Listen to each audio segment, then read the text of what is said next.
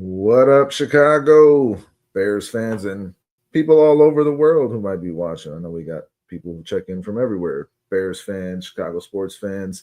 This is the bare minimum. We are four-star Chicago sports. Brandon DePlacy, Dustin Jones. Tonight we're going to get into the Bears Chiefs preseason game coming up. What to expect from that? What we'll be looking for. We're going to get into some tight end rankings. I did a bit of a deep dive on this, Brandon. It'll be interesting to check out. And we're gonna do a fantasy mock draft, and we'll take you guys' input. Y'all let us know who you think we should be going after in certain spots. It's gonna be fun. We'll get into a whole lot. Appreciate y'all for being here. Let's go.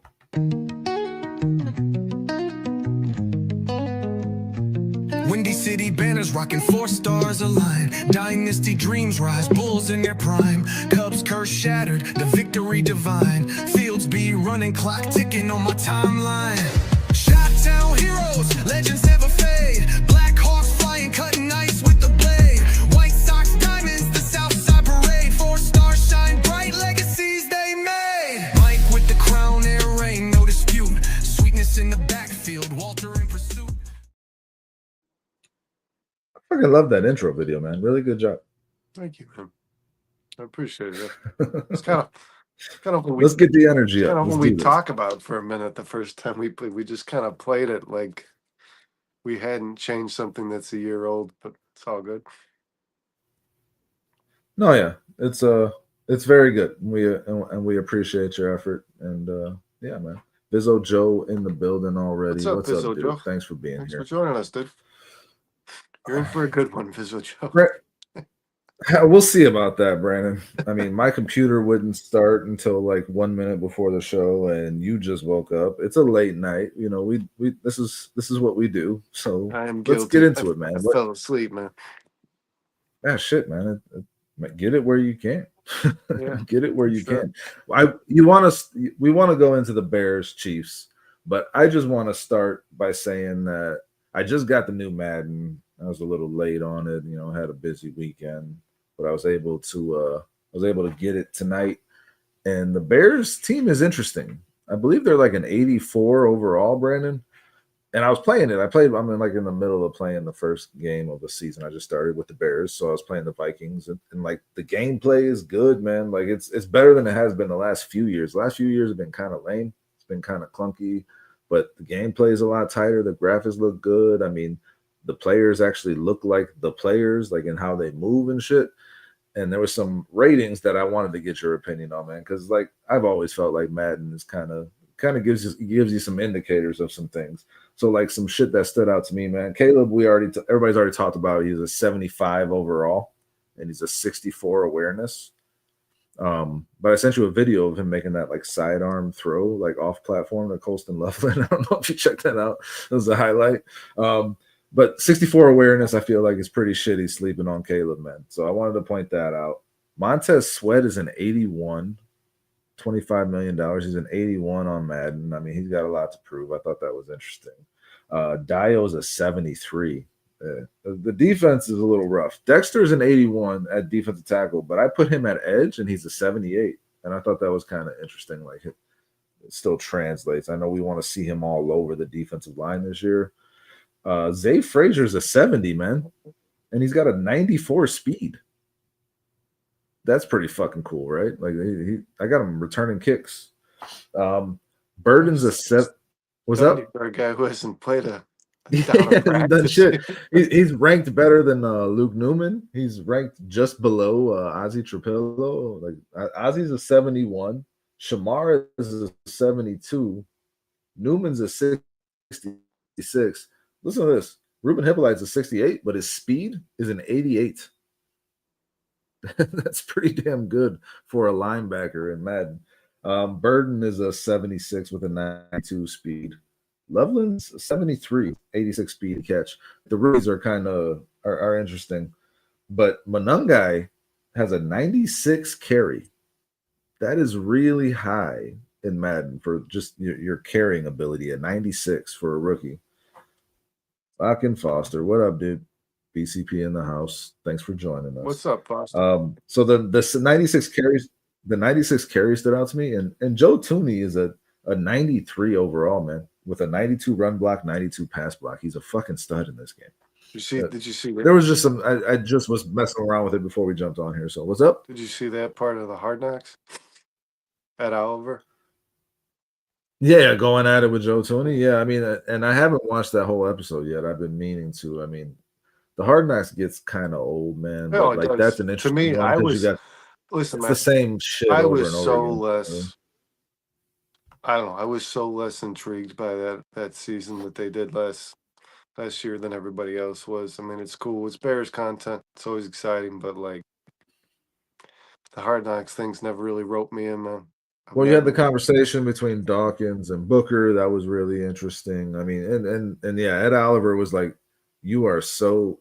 He was like, he was just baffled by how fucking good Joe Tooney was. He was telling his teammates like, "This dude's too damn good." Yeah, he's like you're deceptively fucking good, dude. Like, what's up, Carl? Joe Tooney put a hurting on him for sure. Yeah, before he finishes saying that, Tooney's like, "What?" You're deceptively good at football. I didn't think Joe Tooney would be this good. Ed Oliver, who did you think Joe Tooney was? Yeah, he's only got a handful of Super Bowl rings. That's all.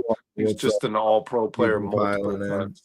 Let's get our game faces on. Everybody in the building, thank you for being here. Hit that like button. Y'all got shit y'all want to talk about, please let us know because we will talk about it. You know, we like to shoot from the hip, so bring it on. I was just talking about Madden ratings. I like this new Madden though. I'll say this. The last few have been disappointments, but I like this one so far. I played like very little, like 30 minutes, but it's fun. It's in the game, man. Yeah, let's get in the game here. We got a game on Friday. A game that it doesn't matter who wins or loses, but we have a game. The Chiefs, obviously. 20 minutes will be today. Oh yeah, game today basically. Patty L, what's up? Never seen that name before. Have you? BCP convert coming over from BCP. Let's.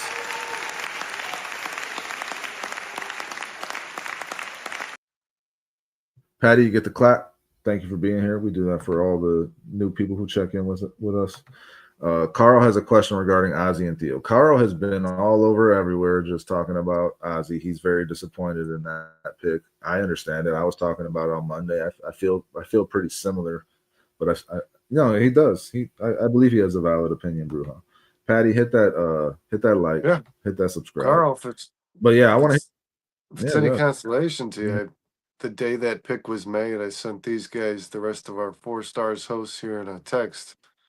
I like the Luke Newman pick a lot more than the Ozzie Trapillo pick. I sent that immediately following the draft. So I didn't. It didn't. Yeah, you said it when Ozzie was picked.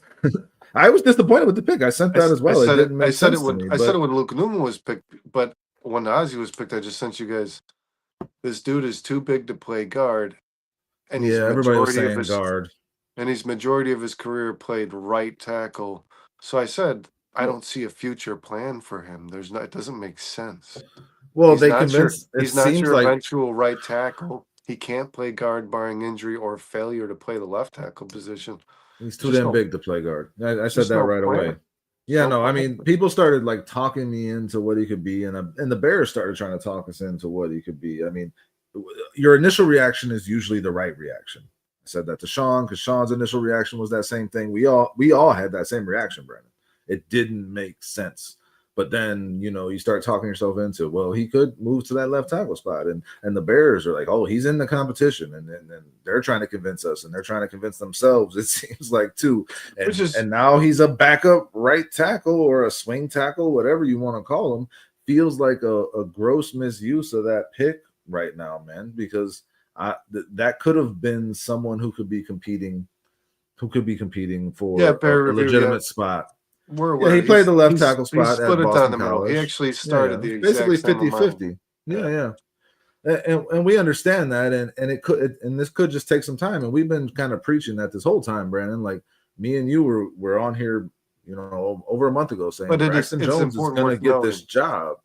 It's important worth noting, review, that he did play right tackle for the last 2 years. The last 2 years of his college which experience means yes. something, man. And I also listen.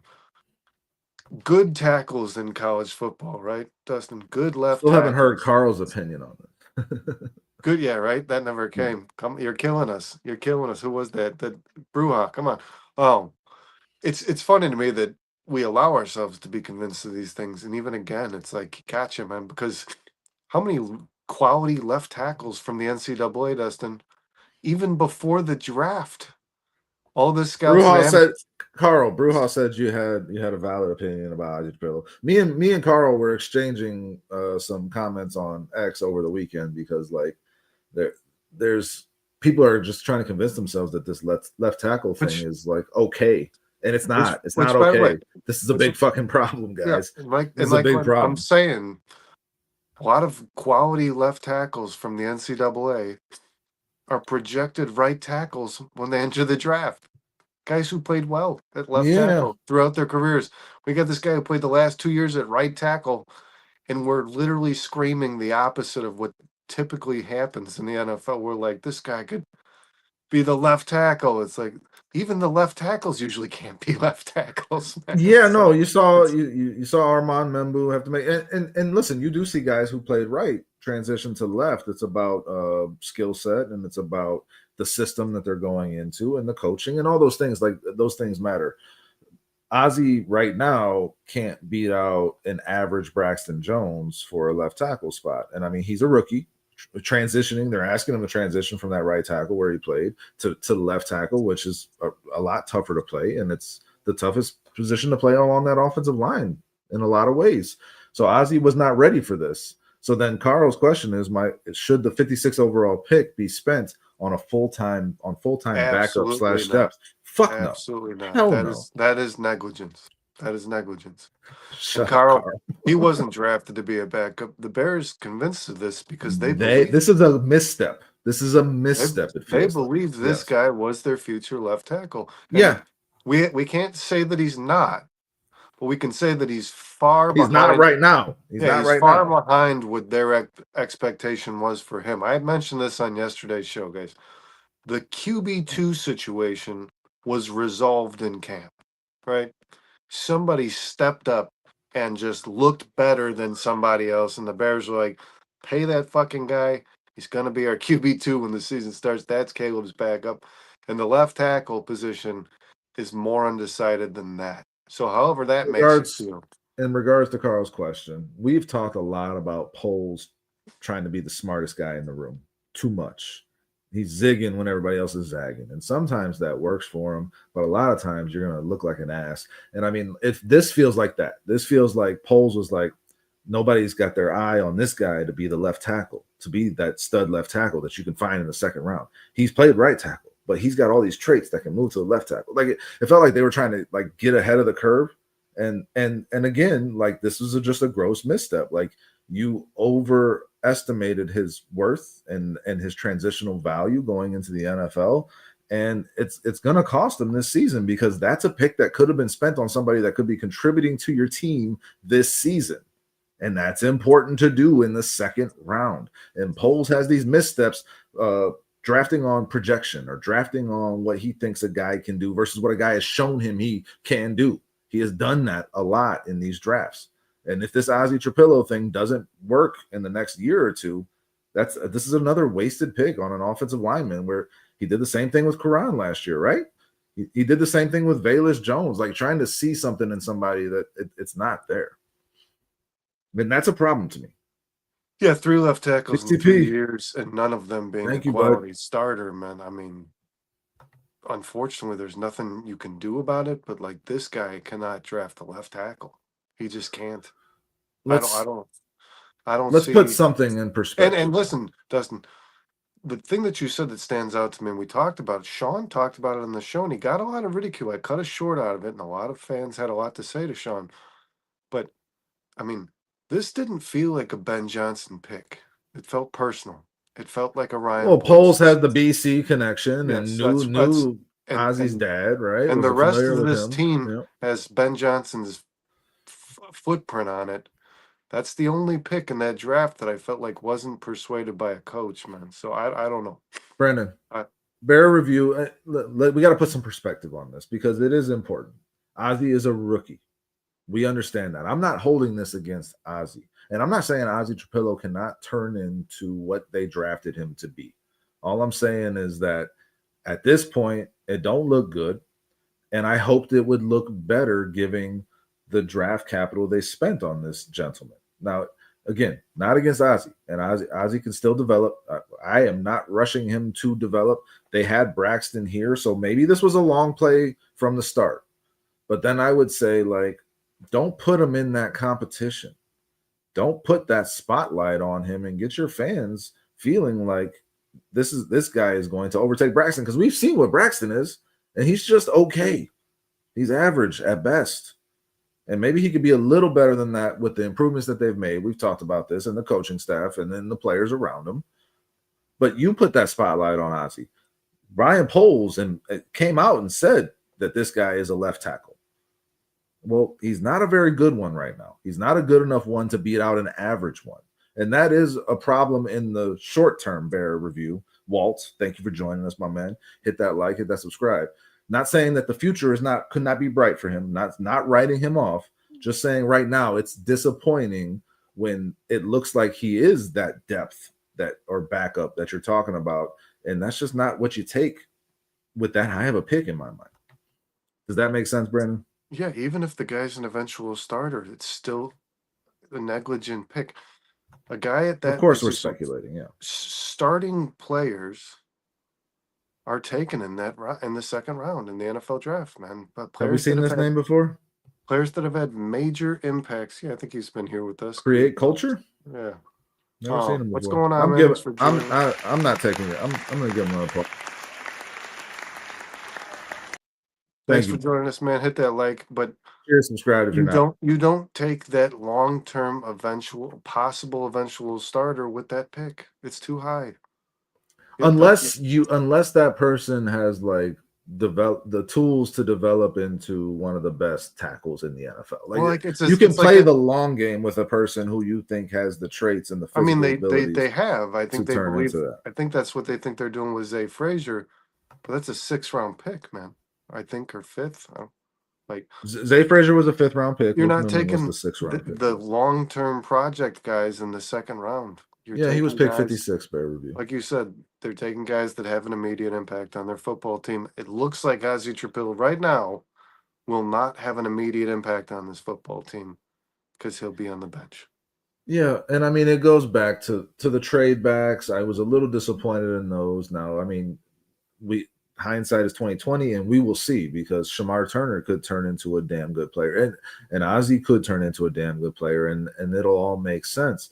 But I know at 41, there was some better players than those guys that would have been more of an instant impact. Again, not writing Ozzy Trapillo off. I'm just saying that it's a disappointment for how this was framed by the Bears, for what the Bears seem to convince themselves that they were doing with Ozzy versus what Ozzy has given them and shown them on the field for them to say, this is what we need to do with him right now. We need to take a step back. He's basically removed out of this competition. It's not really this is Braxton Jones's job. And I'm glad that they found clarity, as Ben Johnson keeps saying, that we know what's happening basically, and we know who our guy is. That's a good thing, because now this unit needs to gel and work together, as we've been saying, right? C-Spag 007, what up? So I mean, that's a good, but it's just a little disappointing that Ozzy couldn't win that competition. Again, knowing what we know about Braxton, at the end of the day, he's the veteran of the competition, and it makes sense. I expected him to win the competition. I just didn't expect it to be such a hands down beating. And I want to be like, call me greedy, man. I want to be one of those football teams where the misses in the draft are the guys you're taking with late round picks, the guys where all teams can be, where all players are hit or miss, boom or bust. All players are hit or miss every pick, though. Second round draft picks on quality football teams like the Philadelphia Eagles, the Pittsburgh Steelers, the Kansas City Chiefs are typically impact players that they get second contracts. I don't, Walt. I don't know off the top of my head who the 56 pick was. Do you got it for me? I would hope you do if you're asking the question. But no, Brandon. I get you. It makes sense. But like every pick is a hit or miss in the draft. And you can look at number 1 picks, and you can look at number 10 picks, and number 30 picks, and number 45 picks. All the way through the draft where teams miss badly. It's just the Ozzy thing was pretty against the grain in terms of when they picked him, and I don't think anybody had that pegged that that's what was going to happen. So I just hope it's not one of those things where Poles is Marshawn Nealon, okay, the edge rusher. Yeah, I liked him, and I still like. I think he still has an opportunity, and so again, these are developmental guys. I understand that, Walt. All I'm saying is there were different ways they could have gone, and when you look back at that, like when you look at the fact that Andrew Makuba went a few picks after Ozzie Trapillo and Shamar Turner, that's concerning to me because I thought he was one of the best safeties in the draft. And I thought that was a position of need for the Bears. So, like, if you're going to go with a guy, you could have, signed a backup right tackle. You didn't need to draft him. But again, I would imagine they're expecting him to turn into a starter for them. But it's like, does he have the skills set to play left tackle?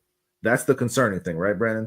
Because if he's only a right tackle, there's no spot for him on this roster because they're not moving on from Darnell Wright.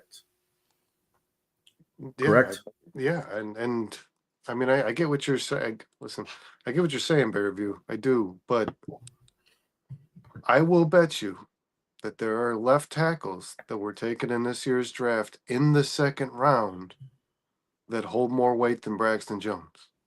And the Bears opted to select Ozzie Trapillo over some players that look like they're going to be impact starters in their rookie year. And that at the same position, that's a miss. If you drafted a guy, if you passed on a guy who was will be a starter this season, depending on how he looks, and Ozzy's on your bench, you missed because that's the position you needed. Well, so you judge misses after about 3 years, right? You judge misses. Well, how the NFL judges is based on whether or not a guy's going to get a second deal. That's how it's judged. Yeah, after 3 years. A general manager's draft picks is judged on that. And as far as it looks, man, second and third round, iffy at best. Iffy at best. Yeah, well, Kyler Gordon was a second round pick by Poles that just got a contract, right? I think Tyreek Stevenson is going to get one this year. We'll see. Jaquan Brisker, we'll see about his health. I'm not as confident as you are that Tyreek Stevenson gets a second deal. Well, we'll see. I expect Tyreek Stevenson to have a damn good season and earn it. I expect Javon Dexter to do the same. I think that, I'm not trying to be too harsh. I'm not trying to go too far, and I'm not trying to judge Ozzie Trapillo after a couple of preseason games and a training camp. We got to see these guys play on the field when it matters. And Ben Johnson has said himself, Brandon, and this is what's most concerning to me, we might pick the guy, and he might not be the right guy. We might need to change it at some point in the season. It's like that is the most concerning thing to me. And if they go to Ozzie halfway through the season, maybe he steps up. Maybe he's more ready then. I don't know. But they feel like Braxton is the guy right now, and maybe they think Ozzie could be that guy halfway through the season. And that's why Ben Johnson is saying that in the first place. So I'm not writing him off. I want to make that clear. It is slightly concerning at this point. Oh, shut it. It is a thing worth talking about, but you can't judge it this early on. I understand that, and that's not what I'm doing. But it's the left tackle position overall is concerning, and I had really hoped someone would stand out and establish themselves. And Braxton Jones has hands down won this job, and he hasn't looked as good to me as he's looked to some people in the action that he's had. That he looks like Braxton Jones, the Braxton Jones we've been seeing for years. So I hoped Ozzie was going to be good enough to supplant him. So maybe it's just my dashed expectations at this point. But again, we said it. Braxton Jones was going to get this job. In regards to tomorrow's game or today's game, whatever it is, this is going to be a real test for this football. And then we didn't even talk about Theo Benedict. Yeah, with the left tackle spot. I mean, he's getting consideration. That's part of that as well, and that's makes it that much more concerning to me. If Theo Benedict's not starting in this game tomorrow, he's not your left tackle. Braxton's getting all the reps with the ones. Yeah, I mean, I think Theo is your backup left tackle. I think Ozzie is your backup right or swing tackle, whatever. But like, I saw Carl actually put it on X. Like, if Theo Benedict is your backup left tackle, is Ozzie really your swing tackle? Like, who goes in if Braxton Jones goes out? Like, it's good that the Bears have this depth, but we've said it over and over again, Brandon. If you got 4, you might have 0. And Karan Amagaji has been phased out of this conversation completely. He was just drafted in the 3rd round last year by Ryan Poles. So it is fair for Bears fans to be skeptical of Ryan Poles picking a tackle in the 2nd round that is not establishing themselves, even if it's this early on. And let's use that argument, man. You can say to me right now, "Oh, don't be too critical. Don't be too harsh."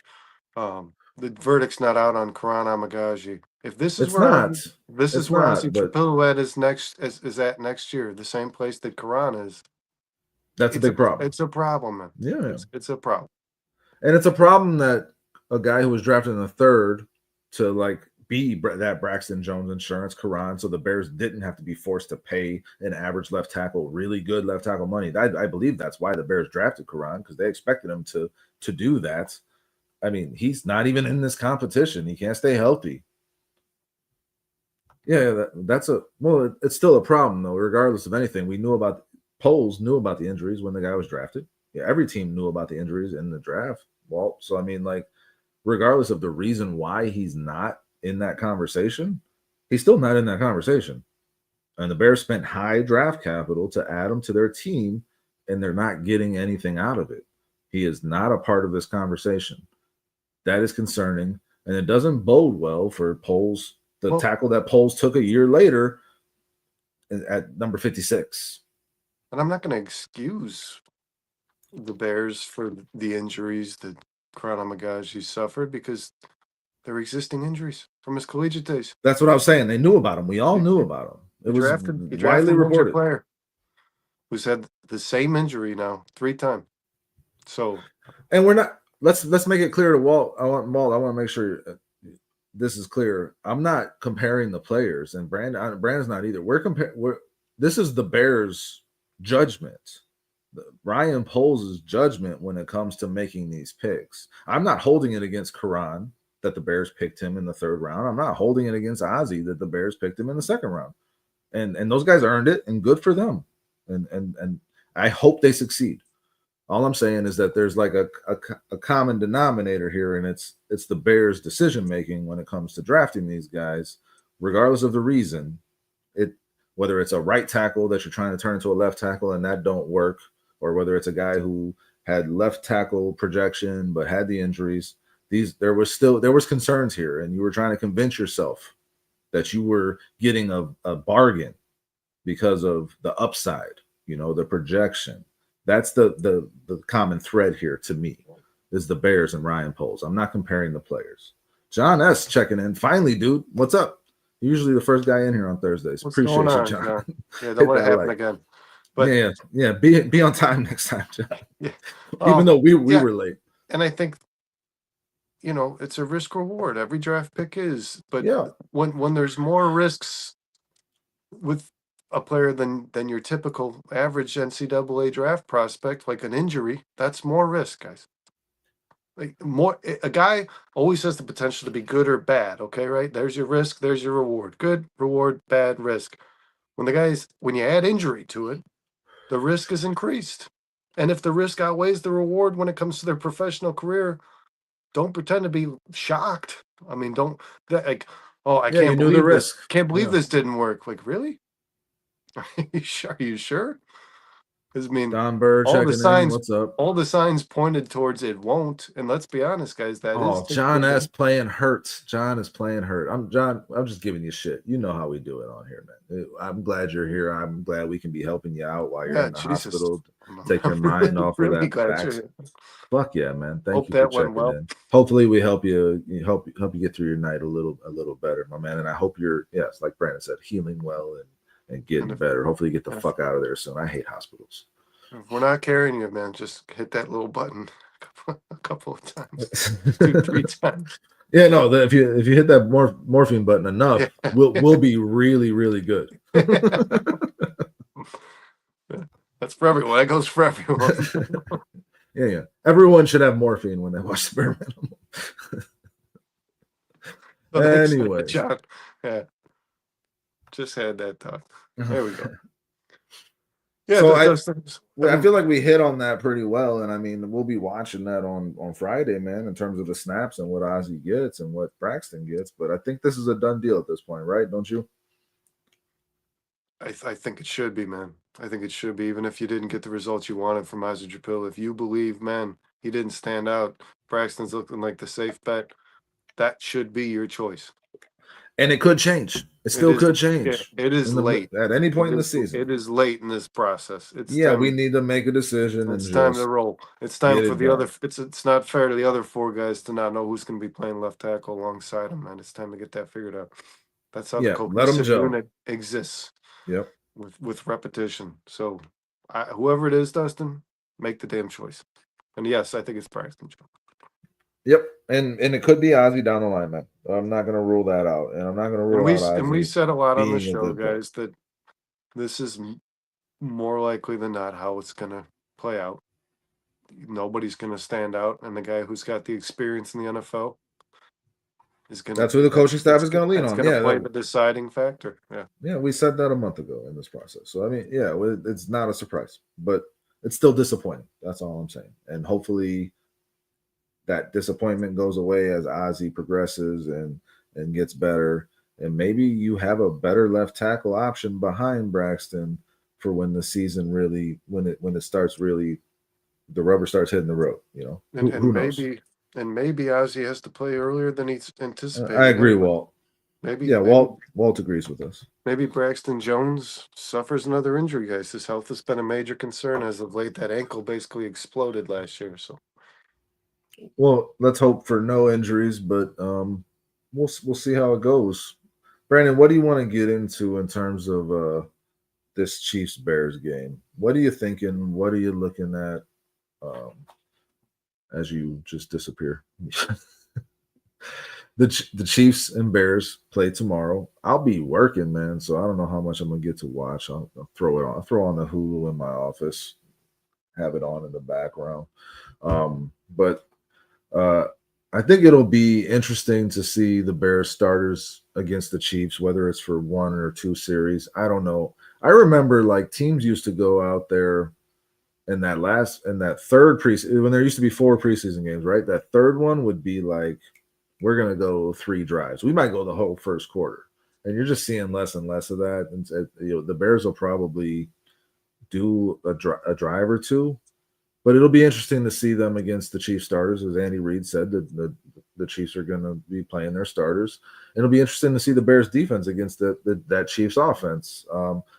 We did have a question from C-Spags. Then I'll ask you what you're looking for. He says, so just to recap, Swift is just not playing and Roshan is hurt. This is correct. That's correct.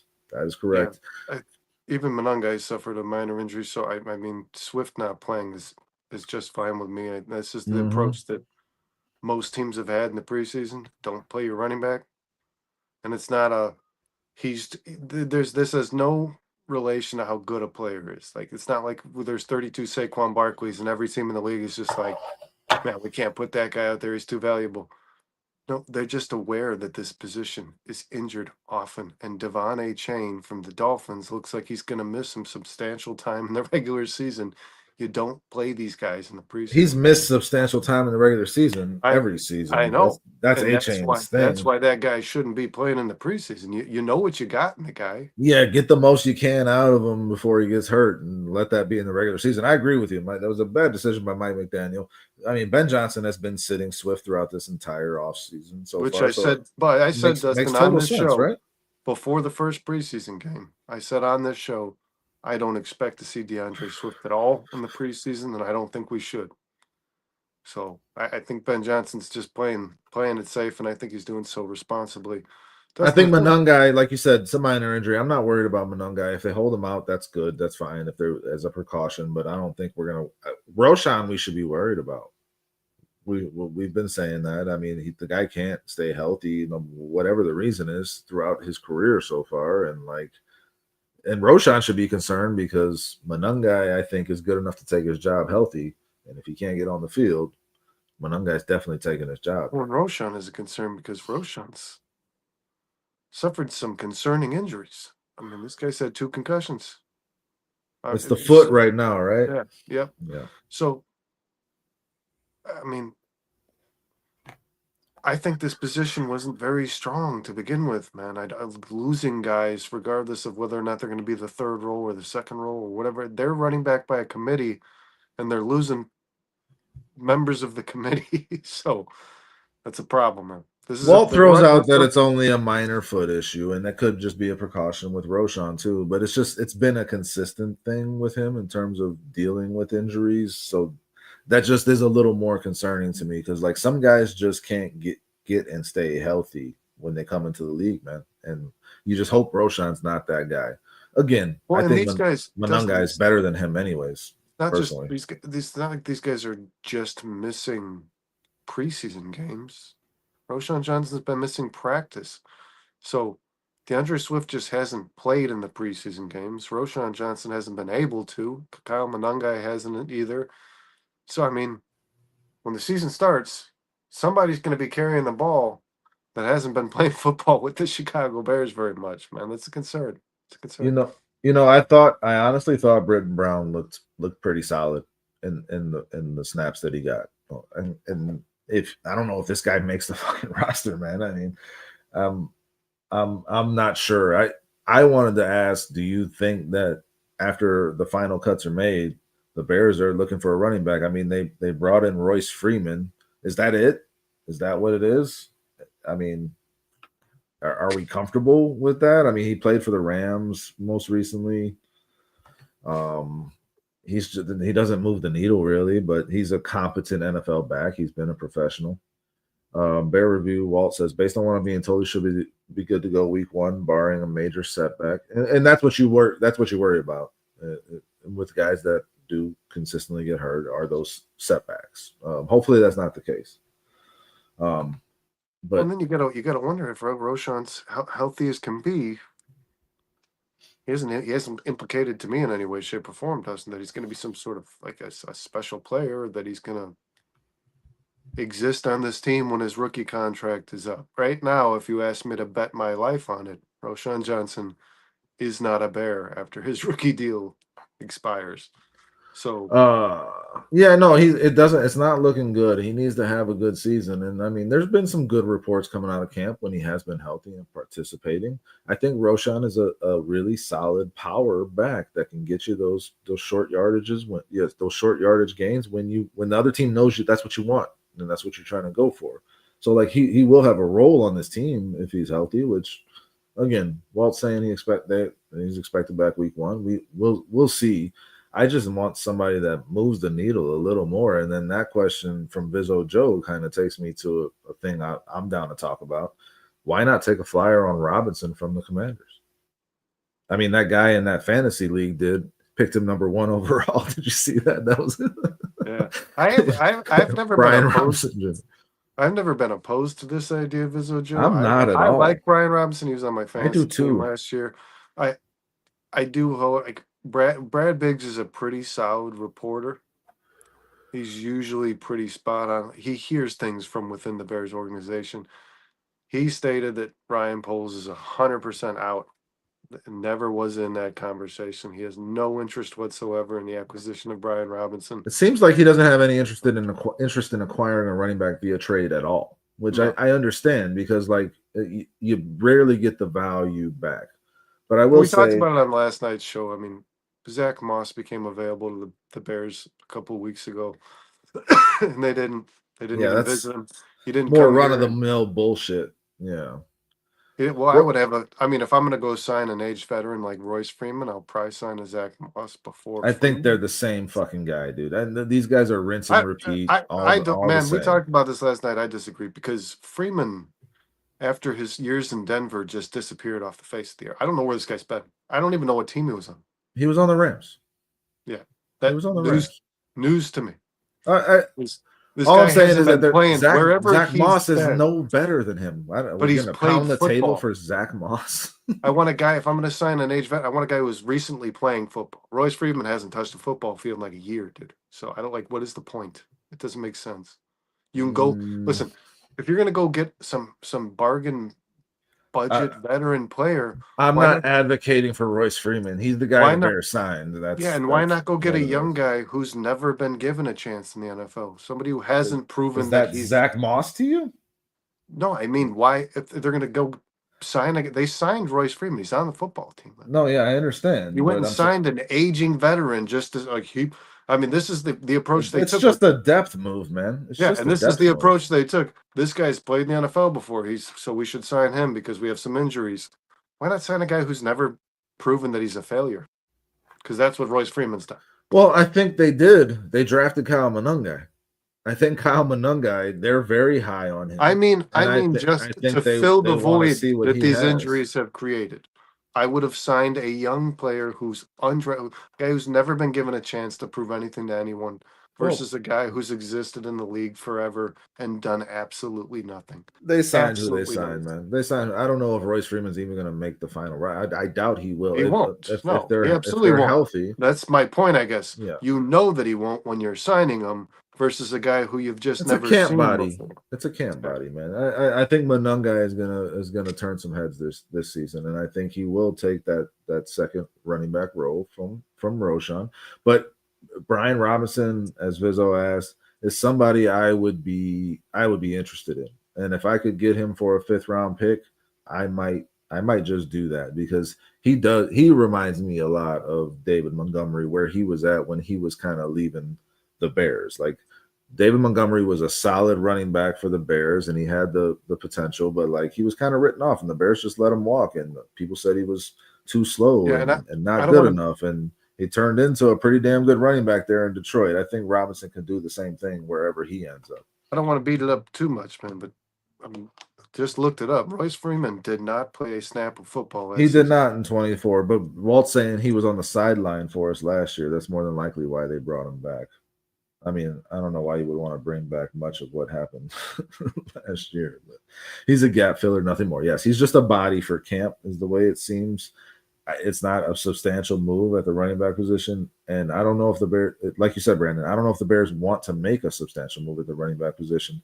Strangely enough, it seems like they're like comfortable with what they have.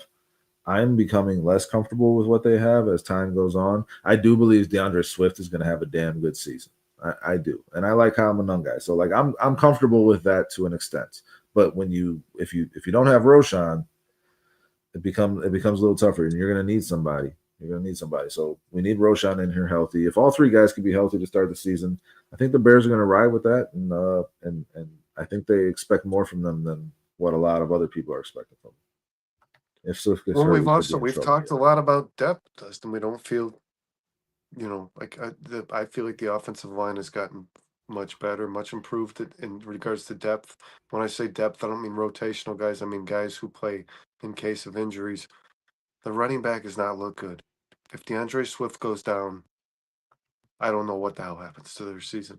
That's what Vizzo's saying here, and Walt's saying what I was saying on Monday when we did our show, and like I am kind of alone on this island. Kyle agreed with me, man, when we were talking about it.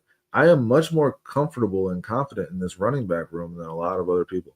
I really am. I mean, if Roshan is the worst running back in this room, I think we're gonna do all right because I mean Roshan's been pretty solid in what they've asked him to do. DeAndre Swift was behind a terrible offensive line last year and asked to do things that were not the strengths of his game. I think Ben Johnson is going to get the most out of him and utilize him in ways that he can be exploited for his strengths. And I think Kyle Monungai is a damn good runner of the football. I just see it when I see the guy touch the ball. So, I mean, I feel confident in this running back room more so than you do. I know that for sure. Yeah, I think I agree, Walt. I agree. I mean, it's actions speak louder than words, man. The Bears tried to draft a running back. They didn't get one. Well, they got their Well, 7th they round did. guy, You know. and this position will still be addressed next season, which to me says it's not good enough as far as the guys running it are concerned. And I also believe that they're going to finish somewhere that implies that it's not good enough. I think they're going to finish somewhere in regards to total yards. They're going to finish somewhere near the bottom of the league. Well, Brandon, I've made this point before, and just the fact, even if they move on from DeAndre Swift after this year, it doesn't mean that DeAndre Swift had a bad season, and He never does. He's them moved on needing from everyone, no matter how and his them season needing goes. to upgrade at the running back position is more of a function of, again, the predictability of the offense. Because when you have guys with these specific roles and these running backs by committee, your offense becomes very predictable depending on who's on the field. So they'll still need to upgrade the running back position, even if this running back room performs better than you expect, which I expect they will, and they still will upgrade the running back position because you want that every down running back. You need a Jahmyr Gibbs. You need a guy like that in order to maximize Ben Johnson's offense and not be predictable to the defense. So yes, I agree with you, but I disagree. I think that this running back room will perform much better than what their expectations are right now. I'm just going to go out on a limb and say that. Walt was big on Kyle coming out of Rutgers. I love what I've seen from him so far in the limited action. Some guys, they touch the football and you just see it, and that's what I see in Kyle Monday. I think he establishes himself as that second dude in this running back room, and I think Roschon will have a solid role as well. I think the Bears are going to use everybody up and get the most out of them. But again, it just goes back to the defense knowing what you're going to do depending on who you have out there. So, but I'm expecting big things from DeAndre Swift, man. But either way, yes, Brandon, you're right. They still need to upgrade the running back position on this team, and that will be a priority for them in the next offseason. I agree with you 100%. I believe that. Yeah, and it seems like no matter where DeAndre Swift goes, man, it's like even on the Eagles, he had, a career year, and there's clearly limitations that teams are not okay with, and teams would rather have the total package than a guy who can do one No or two doubt. things well. No doubt. And it doesn't mean that DeAndre Swift does not provide value. It doesn't mean that he's No, not because what he was DeAndre the Swift biggest does well, playmaker on this he team does last year. really well. Yeah, he's a He does. playmaker. He breaks the DeAndre game Swift, open. Dustin, is a piece I would love to have as my number 2. He's an impactful player. Yeah, He's it's kind of explosive. backwards with the Bears right now. Yes, I agree. That's kind of backwards. He's the guy, the gadget guy. Yeah. He's that guy, and you have your every down, stud running back that you spell him with DeAndre Swift. Yes, I agree 100%.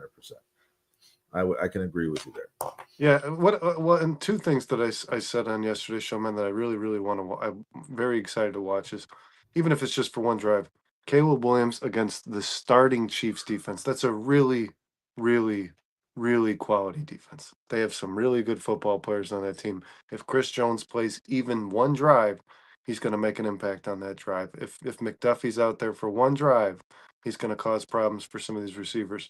So Karlaftis is I want to good. see how Caleb, is Nick able to, Bolton.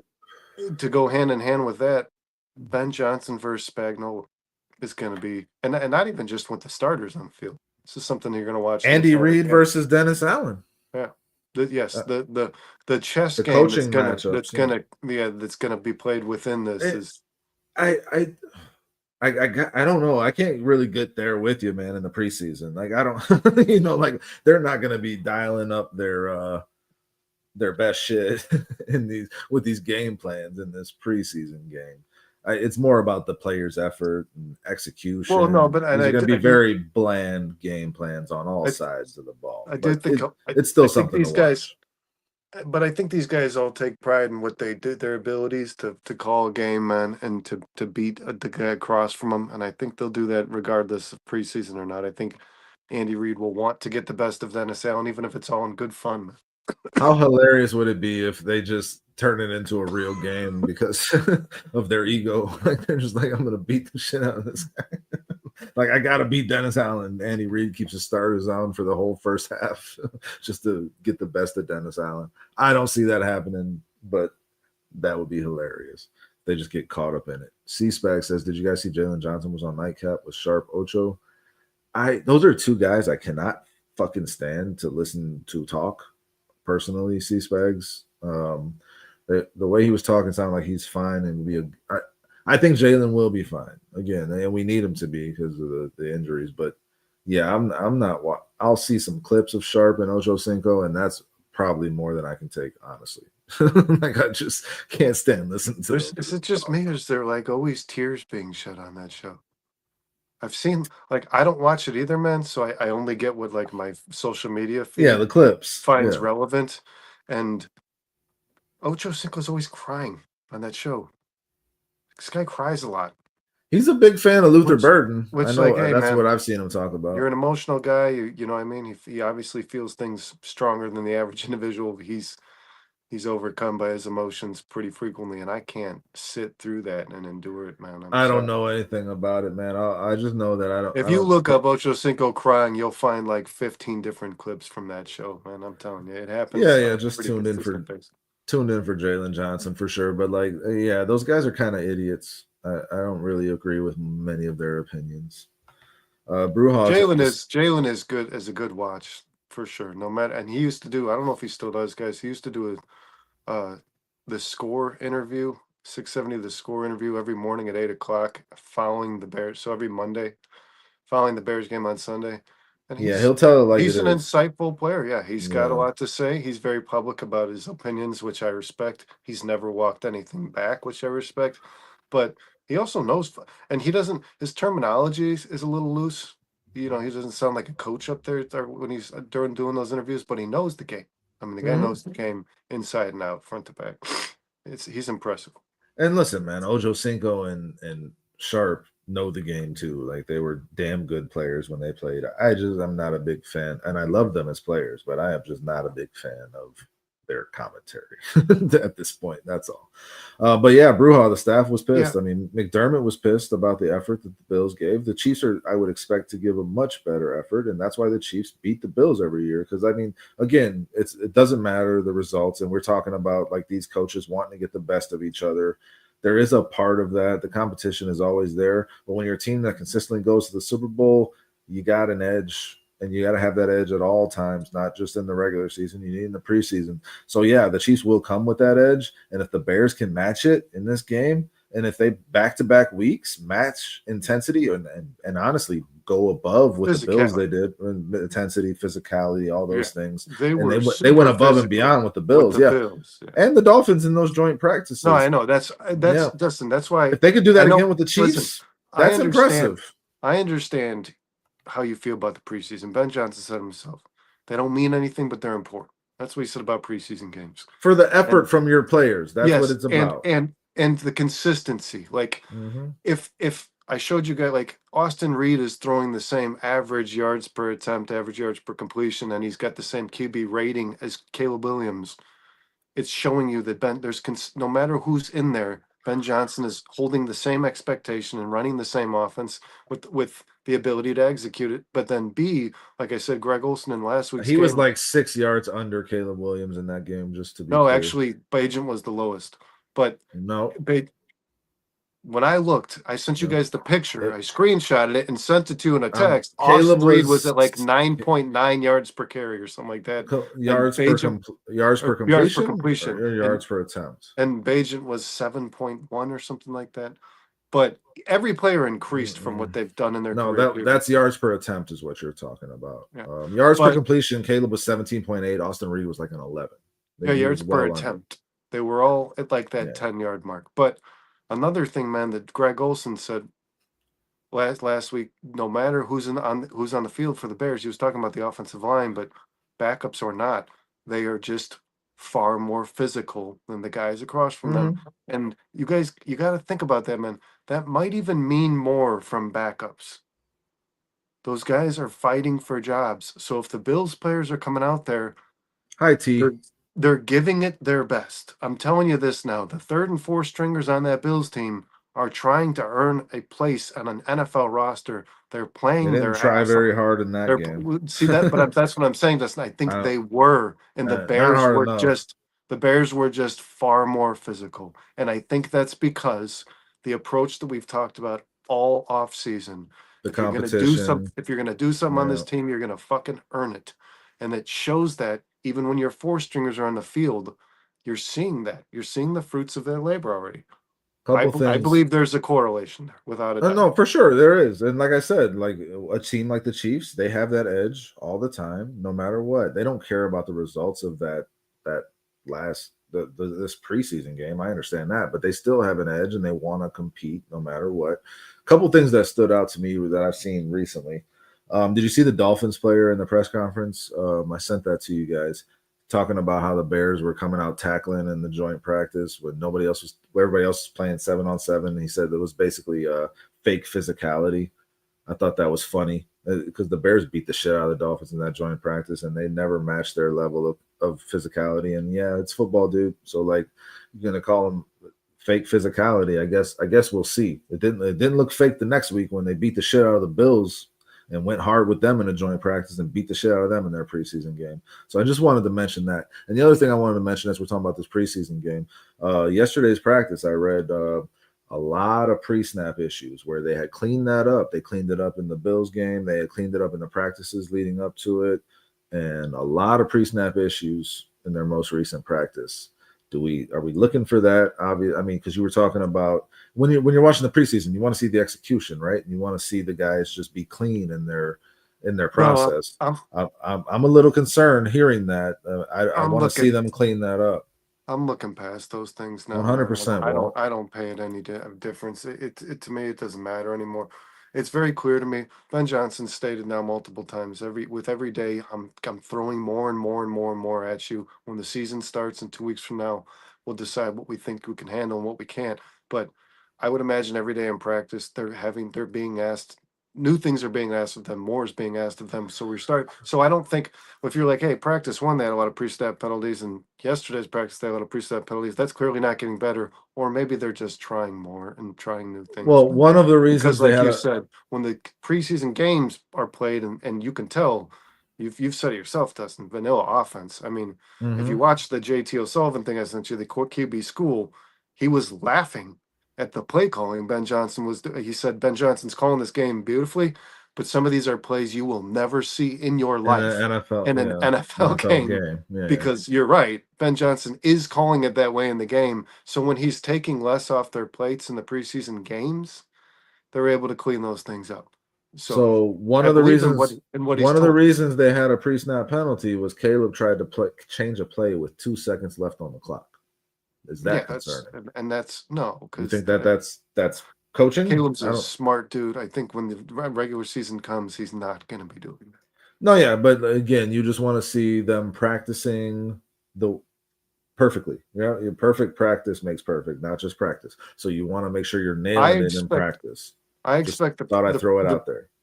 I expect that the methods they're using in practice during the regular season are going to be a lot different than the ones today. Hey man, what we saw in that Bills game was very on time. Well, on time. Let me make this point. I just threw it out there to play devil's advocate, and I wanted to see what you thought about it because it's a good segue into something else you wanted to talk about. No, yeah, but the Bills game very on time. Caleb was in and out of the huddle, very good timing, and again, that might be just the lack of complications in the play calling. It's very simple, and they had it all ready to go. But he was on script and he was playing well and on time in every way. But yeah, changing the play call with 2 seconds left. You were saying that transitions well into something we want to talk about. I sent you this video today, the interview with Tom Brady. Which was one of the cooler things I've seen from Tom Brady recently. Tom Brady's coming into his own. He's coming into his own. He's annoyed me recently with his, I don't know what insurance, what rental company, car company he advertised. Oh God, dude. Like, I've been so tired of seeing this fucking guy. Why would they not get Jalen Hurts? Like, could there be anything more simple? Like, if you're trying to, I think that would have clicked before. yeah. I guess he wasn't good enough. But yeah, no, it was an interview that Brady did on the Colin Cowherd show, talking about what he thought gave him an edge, and it was all about the pre-snap. You know, just saying like, I would leave a game thinking, did I ever snap the ball in the wrong play? Not that I make the right throw. Did I have the right play when I snapped the ball?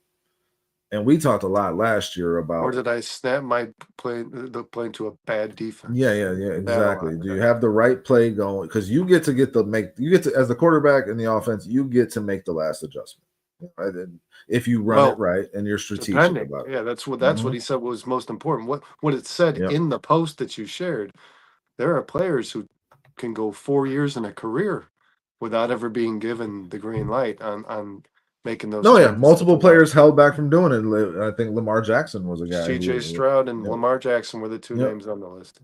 And that was a post from Warren Sharp on X. But I just really listened to the interview, and when you see the amount of energy that Tom Brady put into that, and how important it was to him, and then we saw last year Caleb getting a lot more leeway at the line of scrimmage to make changes, right? Than young quarterbacks get, and maybe that was a mistake. It seems like it probably could have been, but it shows you that Caleb has smarts. That's what we said from the beginning. Like, if he's being trusted to do this, even if it's not always working out, then that he has shown something in practice and in film sessions to where he can be trusted to do this. And this can be he's a player with a coach's mind. That's who those guys kind of are to me, like Peyton Manning. Yeah. I mean, they just knew how the game was coached. Dustin, we said Colston Loveland's thinking like a quarterback. Peace, Foster. Have a good night, Foster. We said Colston Loveland's thinking like a quarterback. Well, that's what Ben Johnson said. A quarterback's next, evolution of the mind is to think like your coach. And Caleb Williams, to me, guys like Tom Brady, Peyton Manning, good players, man, have that intuition. I think so. My question and my thought in listening to Tom Brady talk about that was really, Caleb got a lot of leeway to do it last year. Is he going to get any of that this year? Is Ben Johnson going to, take that away from him completely because he wants him to just run the offense? Or does he slowly give it back to him, Brandon? But like, he might have been given too much too soon in regards to that. But at the end of the day, that is and can be what separates Caleb from being an okay quarterback in the NFL to an elite quarterback in the NFL. When you hear the amount of weight Tom Brady puts into that to win at that chess game at the line of scrimmage before the play is snapped, and how that's the difference in winning or losing a game. Caleb has shown that he will take that on and that he has the ability to do it, but can he pick it up and master it and turn that into an advantage for him that makes him one of the best quarterbacks in the NFL? That's what I kept thinking about and listening to that interview. Well, if it's any indication, man, and the chat can fact check me on this, I don't really feel like doing it myself. I'm almost positive that we discussed it at some point earlier. I believe Jared Goff had the highest percentage of audibles, pre-snap audibles in the NFL last season. So Caleb Williams is going to be doing some of this. This is big. Ben Johnson. He needs to learn how to do it well and right. Ben Johnson has to be able to trust you on the field. And Ben Johnson has said it about Caleb. I mean, he needs to be able to make a decision. You got to have. Remember when he walked up to him on the practice field and said, like, you got to have something. You got to have something in your head, man. You got to have a few plays. If I can't get you that green, if the speaker ain't working and the green dot, if the helmet ain't working, you got to have something drawn up. So Ben Johnson expects to be able to trust the quarterback to make those decisions on the field. The quarterback has to earn that trust, though. And when you're trying to change a play with 2 seconds left on the game clock in a practice, is that earning that trust? Is that just a part of that process? Is that Caleb learning? And all I'm saying is maybe he was given too much too soon in the wrong offense with bad coaching last year. And Ben Johnson is going to give it to him for sure. But maybe this is a slower process. Maybe he wants him to get the basics down, the fundamentals, before he takes that leash off, for lack of a better term. I'm not like Kyle. I'm not like a computer. Kyle can remember every play from every football game he's ever watched. I do believe, man, a lot of the times when Caleb changed things at the line, it worked out for the better. But because there were times where it worked out badly too, Brandon. Was completely incompetent. There were times it worked out badly too, Brandon. Shane Waldron was continuously putting this team in a really bad position. I mean, it felt almost intentional by the time. Yeah, but Caleb's lack of trust. We actually talked about that. Is it intentional? When he was terminated, we talked about, is he calling the game this poorly on purpose? No, but again, Caleb's lack of trust in Shane Waldron led to his inability to change the play in a positive way too, because you got to do it within the structure of the offense. And if you don't trust the offensive coordinator who's calling the play or the offense that you're in, then it's all fucked anyways. Well, and JT so like in a O'Sullivan, competent offense with a competent play caller who you're talking about, you're going to have these 3 plays, and this is what you can do if you see the safety do this, and you can go there. That's the thing. That's the stuff that Caleb needs to really take that to the next level. Yeah. He wasn't capable of doing that last year in the situation he was in, Brandon. He was not. JT O'Sullivan and Tom Brady both said it, man. You can't be a great quarterback if you don't know how to do this, guys, because it's not just like, oh, I don't like this play, or we're gonna run, but I really feel like throwing the ball. I like the coverage over. Like, no. It's based. You're looking at what the defense is doing as they line up, and you're trying to counter it. Dustin with the Tom Brady. That's what Tom Brady was talking about. Is if you see a blitz coming and you know you're not prepared for it, the play that you have drawn up didn't account for a blitz. Are you able as a quarterback to understand the defense just as much as the offense? Because that's what separates great players. Peyton Manning knew what a defensive coordinator was doing more often than his offensive coordinator knew what a defensive coordinator was doing. At least that's what it felt like to me. And far more often than when the defensive coordinator knew what he was doing. And that's really what it boils down to, right? Can you win that chess match before the snap? And Caleb is going to have to grow into this, Brandon. That's kind of where I'm at. I think Ben Johnson needs to trust him before he gives him that much, lets the reins go. I really do. And I think you will see Caleb do it more and more as the season goes on. But I think to start, the leash is gonna be pretty tight in that regard. I think it is. I think that this is a work in progress. And again, man, there is some responsibility on Caleb for changing those plays unnecessarily last year, because there were times he did that, Brandon, and it resulted in negative plays. He just did it in this preseason game, and he took accountability for it. So that's the good thing, where he changed the blocking protection, but like he did the wrong thing, and he said it himself, and it resulted in that incompletion to Rome, where Rome still dropped the ball, but Caleb is taking accountability, so that's going to earn that trust from Ben. But it's a collaborative effort, Brandon. It's not just on Caleb or not just on Ben Johnson. I think what makes Ben Johnson's offense unique and so prolific, man, is the ability to depend on that, though. So I think it's a part of Ben Johnson. Any good offense needs that, Brandon. It's a part of it. The giving the quarterback the ability to make adjustments is a part of what makes Ben Johnson successful. And Jared Goff just happened to be he does it really well. He does. He does it really well. Yeah, that was last season, that was his 3rd season in Ben Johnson's offense, Brandon. This is Caleb's 1st season, and he's a second-year quarterback. Jared Goff already had more experience. Jared Goff had played a lot of football prior to that, regardless of. I was just getting to making that point. No, it does matter, Brandon, because that was the biggest point that Tom Brady made in that whole thing. If you remember, he said when you have consistency in the offense with the offensive coordinator, consistency with the players around you, and you develop that rapport. And hey, we did that 2 years ago and that worked, so let's do that again. That is what matters the most. Jared Goff had that last year. Caleb doesn't have that this year. None of these guys have that. If you have continuity going forward, that's when you see. I don't see that being a big strength to Caleb's game this year. I think you're a couple of years away from that, because you need familiarity with the players and you need familiarity with the offensive playbook. Caleb doesn't have that enough right now.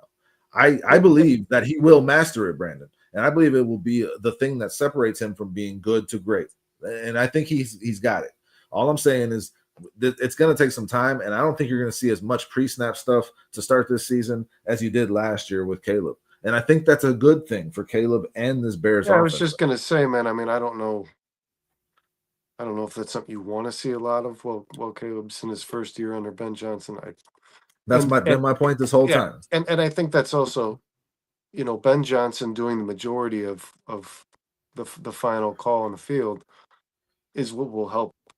That's Caleb Williams' training. That's how Caleb gets to know it and gets familiar with it. And this is what after a year of calling Ben Johnson's plays, he's going to start to think this is what Ben would do. You know what I Yeah. mean? So like, But and at the same time, you can't he's got to be smart enough to not just run a negative play, knowing that the defense that's set up across from him is going to stuff whatever play they have called. He's got to be able to change it. So it's gonna be like this. and I It's think gonna be the Caleb most it's gonna be understands the defenses really well.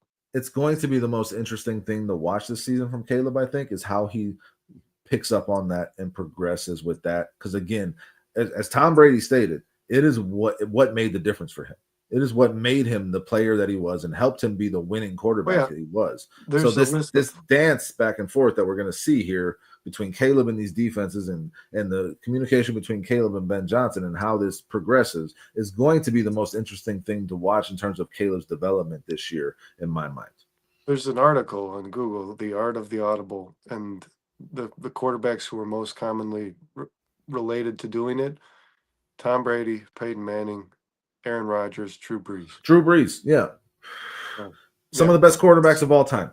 Yes. So if Caleb wants to be that, he's got to figure this out. I think he's going to have some training wheels on to start, but we're going to see it slowly progress. And like I said, even in week one, he can't just run the offense into a defense that's got him stuffed. He's got to recognize it and come out of it. What I really liked about Caleb, Dustin, I'm sure you remember this, it happened probably 2 or 3 times throughout the course of the season last year. He was asked by reporters why he changed plays. Sometimes the result of the play was good, sometimes it was bad, but he always immediately answered with what he saw on the defensive side. And that, I mean, whether or not he got it right, I like that Caleb is trying to anticipate how a defense is prepared to approach the next play, because it starts there. Understanding defensive schemes is something Caleb clearly does. And that's huge. Some quarterbacks, man, don't know the defensive playbook. You know what I mean? There are some quarterbacks that work so hard, they will literally they'll learn the defense. Yeah, no. And Tom Brady said, I would show up at 6 a.m. and get in the room with the quarterbacks, and we would go over every play. Yeah. And that's the type of commitment Caleb needs to master this, man. And you need continuity and stability within the offensive game plan. And that's going to come because Ben Johnson ain't going nowhere. So we're going to see this develop, Brandon. It's just going to take some time. And Caleb's going to get really fucking good at it. And it will be the difference between him being just average or him being a damn good quarterback.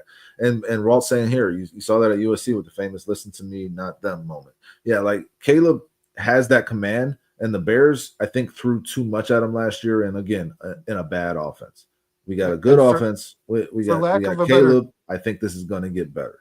For lack of a better term, man, or an analogy, I should say. I mean, these two real quick. Hold that thought. I want to shout out Patty. Thank you for being here tonight, Patty. Oh, Thank you for hitting that like button. I appreciate that. You're getting out of here. We appreciate you. We hope to see you next time. And thanks to BCP for sending their viewers our way. I saw Shorty in here earlier. Foster had to say good night. Shorty in here? Yeah. Razzle Dazzle joined us to make sure we're not getting too over our skis about this Bears team. Thanks, Razzle. We're not bringing us down to earth. Everybody in here, thank you so much for being here. If you haven't hit that like already, make sure you do it. If you're not subscribed, check us out and hit that notification because we keep good content coming throughout the week. We kind of we'll be building up to these Bears games, and then we'll be reviewing it. We got you for everything you need in terms of this upcoming Chicago Bears season. We love y'all. Thanks for being here. Patty, thank you. Let's go Bears. Bear down. Brandon, what were we saying? Yeah, for lack of a better term, man, I like the marriage between the quarterback. With really what I'm defining is the quarterback being the extension of the coach's mind. Dustin, that's really what we're saying. Is and the two aren't married yet. You know what I mean? That takes fucking time. It's going to take time. Yeah. Yeah, like these guys, they're dating. Okay, that's the early stages of this relationship, and that's why, which is pretty incredible, Dustin, that you watched an interview from Tom Brady where he's talking about how important it is to understand the cadence, understand the audible, understand the ability to read the defense and the ability to change the play at the line. And then you have Peyton Manning who preaches how important it is to have the same offensive coordinator. Because you can only have the thing that Tom Brady's talking about if you have the thing that Peyton Manning. The terminology doesn't change. Everything stays and you get some consistent players that you can rely on too. That was the biggest thing about what Brady said, and as you said, Manning said that a couple months ago, and I expect that to be the case, and I'm happy that Caleb has that. That's why you wanted that offensive coach, because that offense stays the same. No one's going anywhere in terms of that. I mean, at least the main guy is not. So Caleb is going to have that continuity, and he's going to have that support to rely on and get better. I just thought it was an interesting interview, and I wanted to touch on it in regards to Caleb, because I think this is something we're going to see Caleb get really good at as he learns this Ben Johnson offense and gets familiar with the players around him, man. So it's going to be a difference maker for this Bears offense overall. And speaking of difference makers for the Bears offense, Colston Loveland, I just threw a touchdown to him in Madden earlier tonight. The guy's a fucking stud. He's a 73, but he plays like an 85 at least. Yeah, of course. But we wanted to get into tight end rankings in light of the fact that we love Colston Loveland, and we want to see him have a damn good season, and Cole Kmet in general, and these tight end groups. It's a very tough position to rank, man, because you've got this group of guys that are all pretty close in regards to talent, that are just monsters, and then you got all these guys who kind of fall to a completely second tier. And I hate ranking anything on tiers, but like the reality is the QB or the tight end class just falls off really hard after like 10 to 15. Let's get into it and let's talk about it, because we've been doing some rankings. We did our QB rankings last week. We did power rankings a couple weeks ago. Y'all go back and check out those shows if you did not see them, the bare minimum. Last week we did the QB rankings. I thought that was a pretty good list we ended up with. We're not going to do all 32, but in terms of ranking them, but I do want to touch on all of them in some way or another. And I'll say, and there was a few that I just didn't feel like were, like you said, there's some tight end groups. It's just like, blah. It's like it falls off a cliff for sure. Some of the worst in my mind, Brandon, just that I eliminated right off the bat, because I got a group of 15 that I think are worth discussing, and we're gonna have to knock out 5 in order to start making our top 10. But let's just talk about the worst first, man. Chargers, Tyler Conklin is their starting tight end. No, thank you. The Chargers need to get better at that position. Phil jumps in. What up, Phil? Thanks for being here. Bears fan for life. Bear down, guys. What's up, Phil? The Bucks, man, with Cade Otton doesn't really do much for me. Really? I don't know. I like Cade Otton. He's not on this list to me. He is not on He's this list. He's not on a top 10. I like Cade Otton a lot, though. He's all right. He's just for me. The Dolphins. When their receivers get injured, man, he has big games. When he becomes a primary target, he responds well. Yeah. You're not touching him in fantasy. You might pick him up off the waiver wire one week to fill a bye week. And the Bucks could get better at that position in my mind. Dolphins, Darren Waller, who they just brought out of his he just retired. Brought him out of retirement from football and then had him retire. Oh, this isn't like a ranking. I'm just throwing because that's these are just some of the worst in my mind. The Giants, Tyler Johnson out of Penn State. I like him. I think he could turn into a pretty solid tight end in the NFL eventually. But right now, he is not very good. The Jets have another guy, Mason Taylor, who I like a lot. Not right now. Not this year. Maybe he makes an impact earlier on, but he's not a guy I'm putting on this list, right? He should be kind of in that lower tier. Elijah Arroyo with Seattle, another guy I like, who I think will be good, but just not worth talking about really on this list right now. The Jags might be the worst tight end position in football, man. Brett Strange, and that's really it. Strange is there. They moved on from Evan Ingram, and Strange. That's how they'd approach the position this year. But and then the Texans, Strange, like their Broncos, Texans and Broncos fall down there. No, the Broncos are good. We're going to talk about them, but the Texans are not really worth talking about. Dalton Schultz, okay. Panthers, Jatavion Sanders, and Tremble of getting knocked the fuck out by Jaquan Brisker fame. I think Sanders can develop into something good. Sanders is in that tier with Mason Taylor, Tyler Johnson, and Elijah Arroyo. Yeah, young guy. Yeah, I don't know if he's going to be anything. I liked his skill set coming out of college, but like, we'll see. He did all right last year, but not really that good, Brandon. And then the Saints are really bad too. Taysom Hill and Jawan Johnson. And again, the Cowboys I didn't throw on here. Like, I don't want to talk about Ferguson. Like, maybe it's so funny. Jawan Johnson. It's so funny I even know that name, because like the guy's really done nothing, absolutely nothing.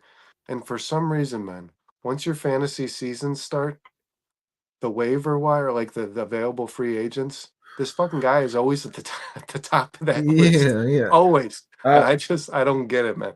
I I guess don't get it. the Saints' best tight end is a quarterback, or Yeah. he's a running back, or he's a tight end. I don't know. Or But whatever like, he's being used for that day. Yeah. let's get down to. There's a couple teams I just didn't want to mention because they're just like, okay, whatever. Again, Ferguson for the Cowboys. Maybe he'll be all right. Maybe he'll be healthy. I like the way he plays, but like he's just not on this list. He's not in the worst and he's not in the top. He's just kind of in the middle in an area that we're not going to really talk about much. But Brandon, you hear from me for this? I got it whittled down to 15. You tell me if you agree. Minnesota, TJ Hawkinson and Oliver. They should be on like in consideration for top 10, right? Pittsburgh, Freiermuth and Jonnu Smith. Yeah. Yeah. And Darnell Washington as well. I like, man. I'm not going 3 tight ends deep on this. Baltimore, we got Mark Andrews and Isaiah Likely, who's injured right now, but when he's healthy, that's a damn good tight end room, right? Mark Andrews and Likely, they should be in consideration here. Yeah, I think so. Las Vegas, clearly in consideration. Bowers and Mayer, that's a damn good tight end room. They got the best tight end in football in my mind. But we'll get into that. I'm just going to list them off, and then we'll knock out 5. Okay. Green Bay, Kraft and Musgrave. Yeah, of course. Yeah. Okay. Detroit, Laporta and Wright. Because Laporta, yeah, sure. Yes, and San Francisco because of Kittle. It's Kittle and Farrell, but Kittle needs to be in this list, right? Philadelphia, Goddard and Calcaterra, and then they got another guy too. Like I Goddard. like Calcaterra. I think Calcaterra's gonna be a better player this year than he was last year, and that's the idea when you're young, man. This one could be somewhat. I don't know. Tyler Warren and Ali Cox for Indianapolis. Should they be in consideration here? They're good players. I mean, even Ali Cox, man. It's just they're not gonna. Who's gonna get him the ball, man? Yeah, for sure. Daniel Jones, apparently, if the you rubber man. think about that, because we talked about it today, Dustin. I just want to say this real quick. That pass catching unit is probably one that most quarterbacks in the NFL would love to have. Michael Pittman, Josh Downs, Adonai Mitchell, Tyler Warren. I mean, they have some quality players to throw the ball to. And they were zeros. Yeah. You saw it. You saw them. There was plays where Adonai Mitchell was waving for the ball 50 yards downfield, and it didn't even come out of the quarterback's hand. It was just, or if it came out of the quarterback's hand, it was over their heads because Anthony Richardson. Listen, I'll say this: a lot of bounce. Anthony Richardson throws a lot of out of bounds passes. I thought Joe Flacco was a better option for the Colts last year, and I think that their receivers got the ball a lot better when Joe Flacco played quarterback. He wasn't that good for him either, but Daniel Jones is a better option than Anthony Richardson in terms of these guys getting actual targets, catchable targets. Daniel Jones is the better option. My boldest prediction for this season, but like I would just do it, is Riley Leonard playing quarterback for the Indianapolis Colts. Bro, I love Riley Leonard, and I had him ranked a lot higher. At least the kid, he can throw the ball coherently, unlike Anthony Richardson, and he can run the ball. Yeah, and Daniel Jones can actually run. Riley Leonard will be a solid starter in the NFL at some point, at least for a season. I was higher on him than a lot of people in this draft for sure. Okay, that's enough of talking about the Colts for right now. We got Kansas City, Kelsey and Gray, obviously on this list, right? Arizona, McBride and Raymond, the guy they drafted last year.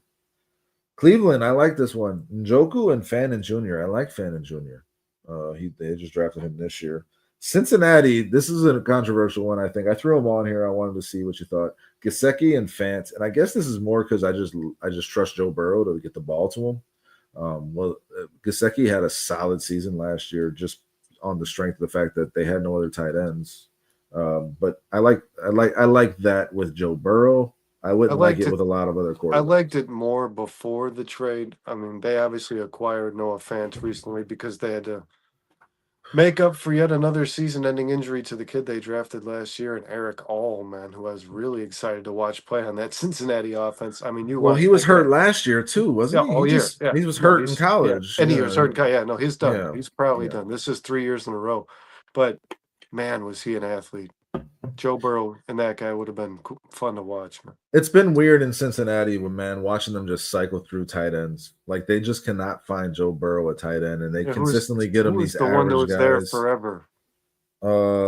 Shit, I'm blanking on his name. Uzoma or something. Oh yeah, Uzoma. Yeah. Ozoma, yeah, or something like that. And then they also had the guy that they had what the hell's his name? Starts with an H. He was drafted by Hurst. He was drafted by Baltimore. Yeah. Denver is on this list for sure. Yeah, Evan Ingram. I forgot about the addition of Evan. Yeah, you said that, and I was like, okay, we gotta correct that. Troutman sucks though. Ingram and Troutman, yes. And then Chicago is the last on this list with Kmet and Loveland, or Loveland and Kmet, however you want to order them. We got to knock 5 off this list to start making a top 10, Brandon. I think Gesicki and Fant come off. Yeah. Right? Yeah. We'll get them off. Tyler Eifert was another one they had. Yeah. Another average Notre Dame tight end. Bruhal, thanks for checking in. Thanks, Bruhal. I haven't thought about that name in a long time, but he was probably the best of all the failures that have been in and out of that organization in the last decade. He's all right. And listen, he wasn't. He was kind of bad, but that's my point. Yeah. And listen, guys, if y'all want to tune in check in on the list and chime in, give your opinions, please do so. We're about to eliminate five from this group. The next one, man, if we're gonna make a top 10, I mean, Freiermuth and Jonnu Smith, are they coming off of this? I think Jonnu Smith's about to have a good year, man. I think Freiermuth has a better year. Roman Wilson is a good player. I think he's going to be an impact player. DK Metcalf's a stud. And then after that, I think your best pass catchers are at the tight end position. I think Rodgers is going to love him some Freiermuth. I don't think Jonnu Smith has a better season than Freiermuth. I think they're both solid tight ends. Back with Arthur Smith is intriguing to me. That's when he had his 2 best seasons in the NFL. It's okay. And and by the way, when it comes to camp, Freiermuth ain't doing. Jonnu Smith has been beating people all day in camp, man. I don't know if you saw. Freiermuth is just that guy that gets open on third down, man. Rodgers is going to love him. Rodgers is going to love him. Listen, I think they come off this list. That's the next tandem. I don't have the list in front of me, man, so I'm going to take your word for it. Okay, listen, are you going to take them over Kmet and Loveland, Ingram and Troutman, and Njoku and Fannin? I think the 2 are better than Ingram and Troutman. Troutman sucks. Thank you, bud. If you come back, I mean, we're going to do a little fantasy mock draft too, so maybe you can get back in time for that. Thank you for being here, Walt. Make sure you hit that like. Thanks, Walt. Appreciate you. I think that they come off, man, because I mean, Hockenson and Oliver. Yeah. Are they come off? I don't know, man. So. Kraft and Musgrave. No, they don't come off. No. So, all right. Well, we got to really kind of do some work here because I got Gesicki and Fant crossed off, and I got Freiermuth and Jonnu Smith crossed off. Okay. Andrews and Likely and Hockenson and Oliver. Who are you choosing between those 2? I'll take Andrews and Likely all day over Hockenson. Okay. And Oliver. So, I mean, they're going to stay. Kraft and Musgrave, Hockenson and Oliver. I'll take Kraft and Musgrave over Hockenson and Oliver. Okay. So, Hockenson and Oliver are going to have to come off just by math. Goddard and Calcaterra over Kraft and Musgrave? Yeah. Because I think they're both better receivers than Kraft. Wow. Kraft is the better receiver of the 2. But Musgrave is a stud of a blocker, man. I mean, the guy is probably the best blocking tight end in the NFL. We got 12 right now. What about Warren and Ollie Cox? Can they come off of this list? Man, Tyler Warren and Ollie Cox? Warren's going to be special. Yeah, but a rookie tight end in his first year with Daniel Jones as quarterback, you think that they're going to be a top 10? Might benefit him. He might be the only guy that gets the ball on that offense. Okay. Do Kmet and Loveland come off? No, absolutely not. Okay. So, I mean, we got to make a decision. How many we have left? 11? We have 12 left right now, man. I think I honestly, looking at this, think Kraft and Musgrave are going to have to come off in order to make a top 10. I expect Tyler Kraft to have a big year this year, but yeah, we can take them off. No, I do as well. I mean, maybe we're doing this backwards. Or maybe he regresses. They added Matthew Golden, who I believe is going to be a good football player. So maybe Tyler Kraft sees less targets, man. I don't know. Is Bowers and Mayer your number 1? Because they're my number 1. Bowers and Mayer are my number 1. I think Kmet and Loveland. are your number one tight end group in the NFL. Yeah, Kmet is a far more talented player than Mayer. Mayer might not even. He might disappear from the NFL. Bowers is the best tight end in football, Brandon. Yeah, he is. So how are they not number one? Because Mayer's not even worth having a conversation over. Okay, well then let's just focus on the number ones for a second. Bowers, Loveland, He's and Kmet the aren't number touching one him tight right end now. in the NFL. Yes. So this is the number one on That's our why. list. That's why it was kind of interesting to me that you listed pairs, because that alters the conversation entirely. Not to me, because It does to me. I think Bowers the list of the top 10 tight ends is much different than the list of the top 10 tight end duos. It's the tight end groups within it, but I mean, if you want to just focus on the number one tight end, I mean, because if we were doing duos, man, if you want to focus on the reason we're doing duos, Brandon, is because the Bears can't be on this list if we're just doing ones. They're not going to be a top 10. The Bears don't make a top 10. Actually, I would have put them probably around 10. Maybe 10. But I don't think they make it. No, I mean, I was thinking about that today when I said like, where would the Bears fall? I said either 10th or like just outside. As a duo, they fall in the top 10, but they certainly aren't number one, Brandon. The Raiders are. Brock Bowers is number one. I guess, man. Well, Michael Mayer's going to have to start catching some passes, because I think he's caught like 14 in his career. Bowers can just catch them all. But man, Michael Mayer is like the opposite of Brock Bowers in regards to his talent. But the Bears are going to need two guys to match Bowers' stats. That's the reality of this conversation, Brandon. That's the reality of this. I want to see Michael Mayer's statistics so far in the NFL. I don't want to focus that much on Michael Mayer, to be honest. I just have to see it, because I think he's got like 14 catches, 21 catches in the NFL. No, in 2 years. He's not very good. He's not even. Whoever their third string tight end is might be worth mentioning before Michael Mayer. I am going to pull Goddard and Calcaterra off of this list. I think that they go. That's. Yeah, I guess I can't see. So can we group the top from each division first, you say? No, because there's certain ones we're not going to get into, Bruja. Like, I'm just not going to talk about Dalton Schultz right now. I don't want to do that. But we're going to take off Goddard and Calcaterra. That's what we're going to do. All right, so number one is the Raiders.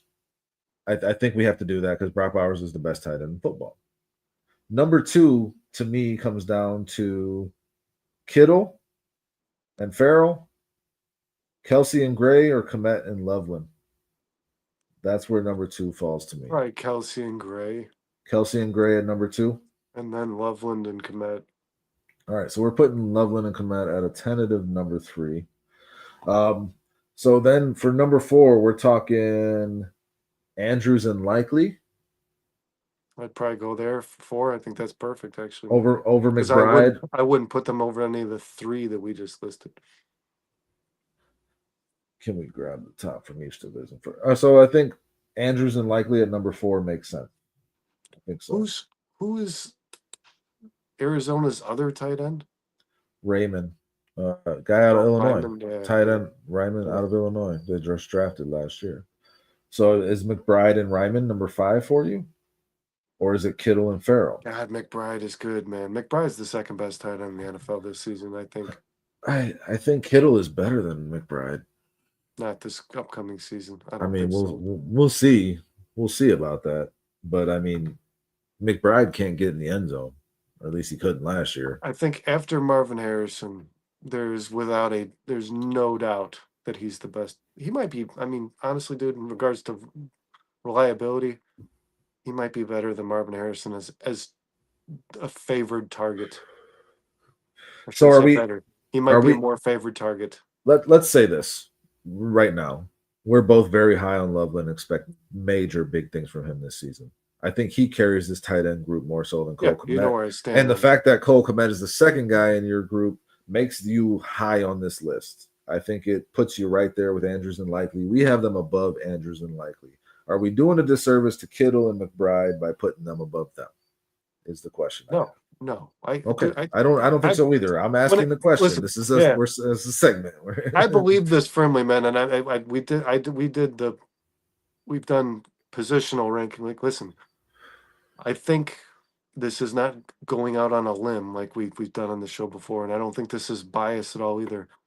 I think that the two, Loveland and Kmet, could combine for the most yards by a tight end duo in the NFL Ben Johnson is going to Would use not them a surprise me at all. whole hell of a lot. We Yeah. saw it in the preseason. Like Yeah. you can tell this is going to be First something. drive, you can 3 utilize. catches for 55 yards between the two of them. Yes. There's going to be something special with the Bears offense and these two tight ends. So that's why we're ranking them so highly. And I think Loveland is a special fucking player. I do. And would anybody, like guys, would you be surprised if the Bears finish with the most collective yards at the position? I mean, okay. So then can we put Kmet and Loveland number 2 and put Kelsey and Gray number 3? Kelsey sucked ass last year. It's Kelsey. Yeah, and you know what? I don't know why I allow myself to buy the hype. There's a lot of people saying like he looks phenomenal in camp and he's gonna have another big year, but I don't know, man. He's close to retiring. I mean, his career, his resume, incredible. Brandon, his resume is worth having him at least at number 3, but we're gonna put the Bears at number 2. And we're gonna move them to number 3. Number 4, we got Andrews and Likely. I think 5 comes down to McBride or Kittle. You know, we're going Arizona or we're going San Francisco at Kittle 5. and Farrell? Yeah. I'd go with those two. Over McBride and Ryman? Yeah. I think Farrell's going to be an impact player this season. I liked Ryman coming out of that draft. It'll be interesting. I do think Kittle, I did, but yeah. I think Kittle's a better player than McBride right now. So yeah, then we'll put them at number 6. That's gonna piss some people off, I think. McBride being we have McBride pretty low. I think he's the second. In regards to tight ends, I think he's the second guy coming off the board in most fantasy drafts. We know Ben Johnson's going to utilize both. Yes, Bruja, we do, and it's going to be a mismatch nightmare for defense. Yeah, I was just gonna say we know both defenses won't know what to do with that, or we know that all defenses that have to play these two guys on the field at the same time are going to be like, how the fuck do we approach this, man? What this is going to come down to, Brandon, is Kraft and Musk. We're going to choose between Kraft and Musgrave or Warren and Ali Cox for number 10. Is the way it's looking. Is the way it's looking to me. I think I would too. Kraft and Musgrave. Yeah. All right. So for number 7, we're looking at Ingram with Denver and Troutman, Njoku and Fannin Jr. Oh, for sure. We should have probably had them higher, dude. Njoku and Fannin Jr. Yeah, because the two of them could be better than Kittle or McBride are respectively to their. You know what I mean? Yeah, I don't think so. I don't think we should have had them any higher than this. I mean, the quarterback situation's terrible, but if you put Njoku on a team that's Njoku is awesome. Yeah, so if you have a good quarterback, that dude's going to be one of your leading targets. Yeah, he's basically gets receiver targets. This guy, and he's like the Ian Wheeler. Like he just doesn't look. He's just big, man, but he makes plays. He's athletic as fuck, dude. Yeah, but he's ugly to watch, man. It's like clunky and sloppy, but he makes plays. He makes plays. He looks out of shape to me, but you're right. He's athletic as hell. Well, so here, right now for number 7, we still have Ingram out there with Troutman. We have Njoku with Fannin, and we have Laporta with Wright. Njoku at number 7? Yeah, I think Fannin's going to be a good player. I think so too. I think he's got a lot of skills, and I love Njoku, so I'm okay with that. So then number 8 comes down to Laporta or Ingram. Yeah. Yeah, you're probably right. I love Evan Ingram though, man. I think Denver hasn't had a tight end. I love Evan Ingram in fantasy, especially. Denver has not had a tight end in so long, and I don't think. I think we got to account for how big of a deal that'll be if Ingram can stay healthy, because that's been his issue in his career. That brings a whole new. And it's been an issue in his career. He's a very limited player, man. Evan Ingram is like the equivalent of DeAndre Swift. Like the dude is a phenomenal receiver, but he can't really play any other part of the tight end position. No, yeah, for sure. You want to split them out. All I'm saying is that brings a similar aspect to that Sean Payton's offense as Colston Loveland brings to Ben Johnson. Well, it brings a very similar aspect to the Sean Payton offense that Jimmy Graham brought to the Sean Payton. Yeah, it's a guy who can catch the ball, a big target man who can catch the ball. And you could see that producing some fireworks. At least I could. Bo Nix is airing it out, man. That guy's a So then Ingram is number 9, or are we going Kraft and Musgrave? No, Ingram is number 9, right? I'd go, yeah, because Musgrave has had a lot of issues staying healthy too, man. Okay. Haven't seen too much of Musgrave. Do you think that there's no way we jumped the gun with Brock Bowers? He earned the number 1 spot, right? Like Bowers is fucking Bowers is the unstoppable. best tight end in the NFL for Yeah, sure. yeah, And if yeah. I'm ranking the top 10, man, I would probably shock the hell out of you the way that I graded it. But the duo, if Michael Mayer, man, was even close to what he was drafted, the guy was a second round pick. I mean, if he was like even remotely serviceable, Useful. Yeah, he's been brutally. I mean, guys, Ozzy Trapillo is a more successful second round pick today yeah, yeah. than Michael Mayer is, man.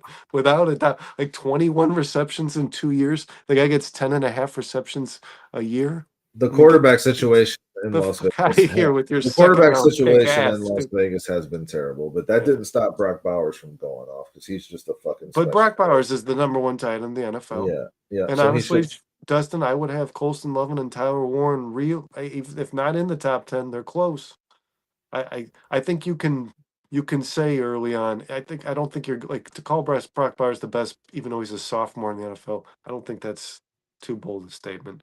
The guy clearly does things Well, most tight ends can't do. He the just reason does. we had to go duos is again because that puts the Bears pretty high up on this fucking list. That's And they the should be. reason I want. And they Yeah, absolutely should be. And they've spent some draft capital. I mean, look at what the Bears spent in draft capital on their tight ends. Cole Kmet was a third round pick, wasn't he?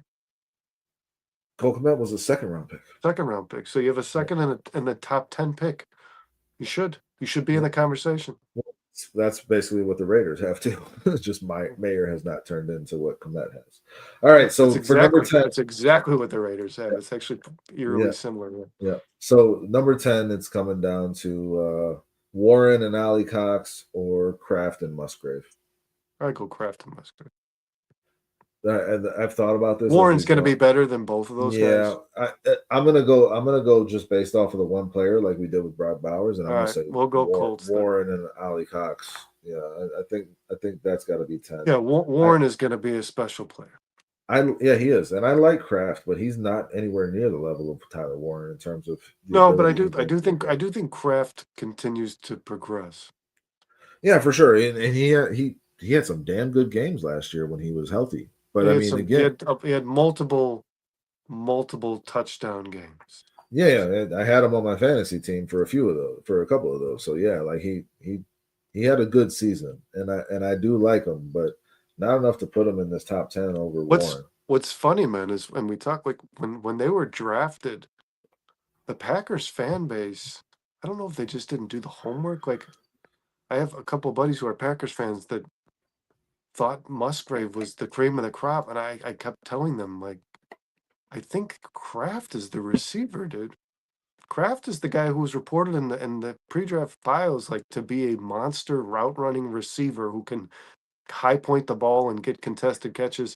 Where Musgrave, everything I read about the guy, which has come to fruition, He's a damn good blocker. just said he was like the best in line, like he had a Yeah. left tackle, basically starting next to your left tackle, and he served that purpose. But Musgrave is solid in terms of running. he's routes. okay. He can run routes. He's not catching the ball. He's not okay there. He's not like a. He's not going to high point the ball. Athlete. No. He's like Cole Kmet in that regard. Yeah. But Kraft has proven me right, man. He has turned out to be the better of the two in regards to receiving the football. I still think Musgrave could get a little better, and maybe that vaults Kraft and Musgrave up this list. And he's injured, Dustin. He's got to stay healthy. They've both had injury issues, so that causes an issue as well. All right, so our list is done, man. Let's see what we got. Let's break it down. At number 10, we had Tyler Warren and Ali Cox with the Colts. Number 9, Evan Ingram and Troutman. I'm a little surprised that they went this low, but the top 10 in terms of tight end talent in the NFL is pretty damn good.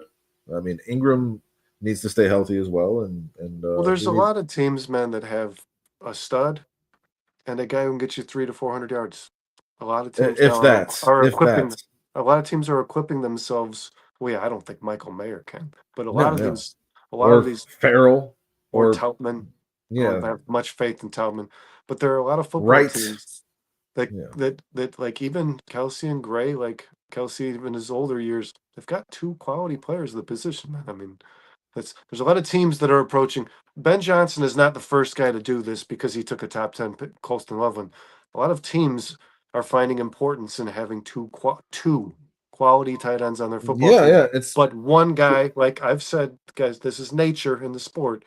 One guy will always be the alpha. Always. yeah. No matter what. And Colston Loveland's going to be the alpha for this Yes. Bears tight end group. Yes. 100%. And that was the argument being had when I brought this up. Somebody always wins the day. Somebody Let me always proves to be better than the other. let me continue breaking down this list. Warren and Ali Cox at number 10. Warren's going to have a damn good rookie season, we believe. Number 9, Ingram and Troutman. Number 8, Laporta and Wright. And Laporta being that low is Tim Wright had experience in Ben Johnson's offense. That'll benefit him in his future. Yep. Number 7, Njoku and Fannin Jr. Number 6, McBride and Ryman. Number 5, Kittle and Farrell with the 49ers. Number 4 is Andrews and Likely. Mark Andrews, I thought he was going to be kind of washed after that injury last year. He had a damn good season, had a damn bad end of the season. I mean, yeah. The guy catches touchdowns. He's not. And I like Likely a lot. He's not blowing you off. Like his 1,000-yard seasons are probably behind him, but the guy catches touchdowns. Number 3 is the one that I will entertain moving down to move some of these people up if we feel like we were unfair to someone. Number 3 is Kelsey and Gray. I mean, I think Kelsey is in for this is his last season in the NFL. I think Njoku and Fannin are 4th for me, honestly. I mean, Njoku are 4th really, over Andrews and Likely. Yeah, well, no, maybe Andrews and Likely and Njoku and Fannin move up, and Kelsey and Gray move behind those two.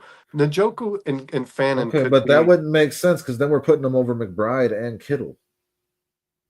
We're gonna have them Njoku jump them. I mean, everybody can move up a spot, and we just move. Then we be moving. Njoku and Fannin to me are a top 5 unit. I think they got to earn that. They got to earn that. But I like Njoku a lot, man, and I like Fannin in the draft. He snapped. He blossomed, man. He blossomed into something. I thought after his rookie season, man, I really thought that guy was done.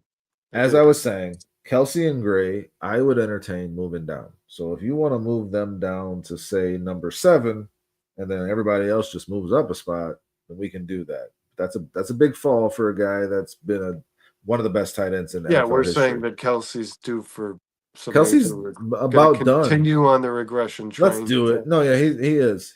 He's going to. He's done. I mean, he's already retired. Basically, he's living the life, man. He's doing podcasts with Taylor Swift, his girlfriend. Wow, what an awful life. It's the life he wants to live, man. But I think football. It's the life she wants him to live. I think football is about done for him. So I think he's just an extension of her mind. Honestly, I've talked myself into it. Kelsey and Gray moved to number 7. Last second twist to our list. So that makes Njoku and Fannin number 6. That makes McBride and Ryman number 5. That makes Kittle and Farrell number 4. That makes Andrews and Likely number 3. We just moved everybody up, and we dropped Kelsey and Gray down 4 spots. I'm okay with that. I think Kelsey's in for more regression. I think he's done. So yeah, and I'm not the biggest fan. Gray's okay. Gray's a serviceable guy. He's not like a fancy. Could a name be more fitting of a player like Gray? Like you're just an average dude. You're just in the middle. Like you're like. Yeah, you're kind of boring and you do all right. Yeah. I wear gray sometimes, but like it's okay. I don't know. Yeah. All right. So they're number 7, and that moves Andrews and Likely up to number 3. Number 2, we got Kmet and Loveland, and Loveland being the alpha of that group this year. That's happening. They're gonna fucking snap this year, Brandon. Kmet and Loveland are gonna go off for the Chicago Bears. They are going to be the most integral part of this offense. And I still think at some point, if you can do it, if you can find a suitor, no knock against Kmet, just in terms of the contract, no emotion attached to it. If Loveland establishes himself as that dude, like we're saying, in this season, moving off of Kmet and getting some draft capital back for him makes some sense to me. It just does. But while they're both here, it's going to be it's gonna be fireworks, man. Oh yeah, we already saw it. We got a taste, man. I'm excited. Yeah, man. Yeah, no, and so again, like it's not like I want the Bears to trade Cole Kmet, but if you get an offer you can't refuse, I might take it. But again, what are you taking away from your offense if you do that? If you got a matchup nightmare in Cole Kmet and a matchup nightmare in Colston Loveland, and the defense doesn't know if you're running or passing, and they can't match up with those guys if you are passing, that just creates so many problems for a defense. And like you said, we saw that. It's going to be a lot of fun. So they're number 2 on our list. Kmet ain't going nowhere right now, and I don't think I want him to. I want to see what Ben Johnson does with these two all season. I'm very interested in that. And then number 1 is Bowers and Mayer, and it's because of Bowers. We talked way too much about Mayer, in my opinion. I did not want to talk about him at all because, as you said, he sucks. We're talking about.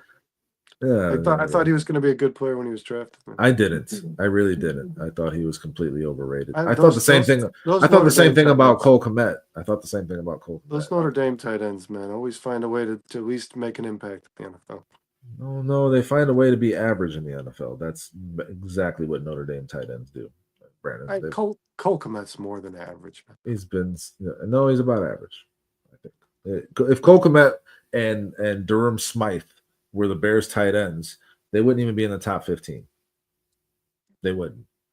No, but if Cole Kmet is like the guy who replaces Travis Kelce, he's probably at the top of the list in the NFL's tight ends.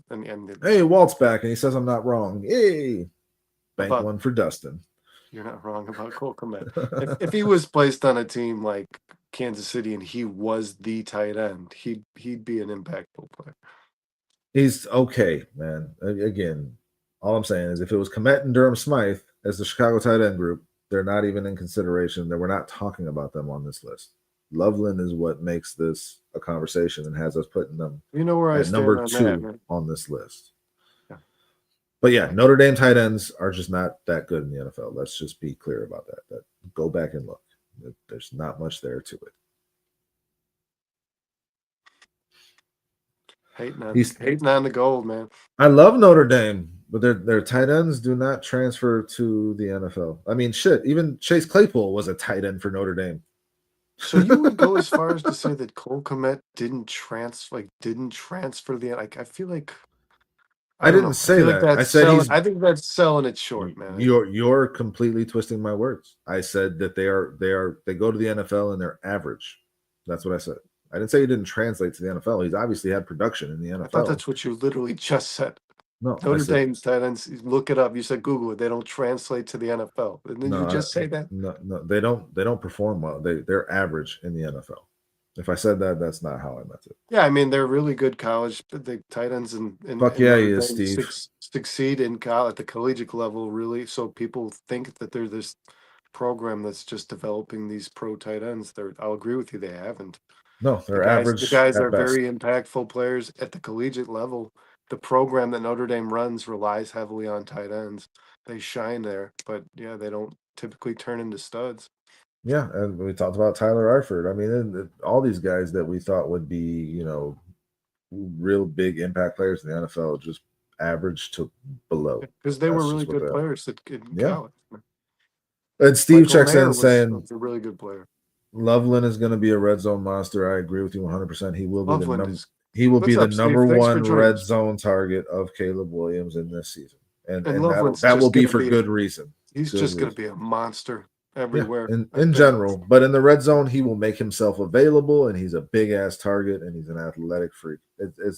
He's going to get free with route running, and if he doesn't, he can still beat people at the high point of the ball and box them out.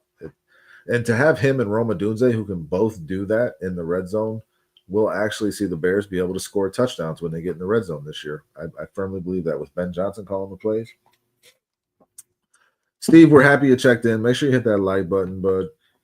Anything else you want to touch on with these tight end lists? Anything we missed? No, I think you're about to see some the position's changing, and Brock Bowers is it is the best at what people want this position to be, but Colston Loveland and Tyler Warren will have those kinds of impacts on their football teams, man. I think this position's just it's being developed into a modern NFL offense, a position in a modern NFL offense, and Colston Loveland, guys, fits the bill. I mean, he just does. He's going to be a stud everywhere on the field. He's going to be a problem for people, and I think he's the element that he brings to this Bears offense. He will have an impact as early as week 1. Ben Johnson is going to make sure that Colston Loveland is utilized in this offense as much as possible. When your offensive head coach, the first thing they do in the draft is draft a tight end at number 10, you can expect that they're going to get them the fuck involved as early as possible. And you can Yes. and that's the guy has all of the tools a person requires to when getting the ball. That's can why make plays. that's why he wanted him at number 10. Yes, it's going to be a lot of fun to watch Colston Loveland just kick some ass this year. I'm excited. Brandon, let's move to this fantasy mock draft, yeah? Yep. You're gonna have to control the chat because I'm gonna be sharing the screen and I'm gonna be over there. Okay. You good for that? I'm good for it. Because I want to make sure, chat, everybody in here, we're gonna just go through and I'm gonna randomize a spot. We'll see where we end up in terms of where we're picking. But we want to hear your opinion on who we should draft. I'm just gonna do it through Fantasy Pros. It's one I use. It's a good way to get a quick mock draft done, while you're doing whatever, and kind of get you prepared for where guys ADP is and all those things. But we'll talk about all of our options, and we'll try to take you guys' input in terms of who we end up taking. Brandon, you good with that? Absolutely. All right, give me a sec. Let me pull this up. So what we're looking at here, Brandon, I kind of base this off of how we do our league, just PPR. Steve says, guys, with so many offensive weapons, it's a new era for real. Yeah, well, with the guy who's calling the plays being an actual offensive and you know what I was thinking about mastermind? Today? Real quick. Right, I'll come back. I guess we're not doing this. I was thinking to myself, I was comparing, I think I started thinking about, the difference that a Jahmyr Gibbs makes to an offense. Because, I saw a post about Jahmyr Gibbs. And I was thinking about that Lions offense. Guys, I'd rather have Luther Burden, good Lord. That's your number. Yeah, you'd rather have Zacchaeus than Tim Patrick. Yes. Yeah. I'd rather have the Bears' eventual fourth receiver than the Lions' third guy. I might rather have Duvernay than Tim Patrick. Honestly. At least so, that kind of really cements what Steve is saying, that the amount of weapons that are on this team. You're so deep. When your backup quarterback in a preseason game, and Tyson Bagent, their number one, I said this on Monday, their number one receiver is Luther Burden. That means you have a lot of weapons on your team, and that stands out when you're watching it. That's the thing I kept thinking about. Fuck, they got a lot of talent on this team. And I don't think that often, especially offensively with the Bears going into any season. I just don't have that thought very often. And we were talking, I'll just say this because I said it in the text to you guys last night. Luther Burden and Rome Odunze over Alshon Jeffrey and Brandon Marshall as the best receiving duo the Bears have ever had. That is going to happen. Luther Burden is a supreme talent. Rome Odunze is a supreme talent. And they do.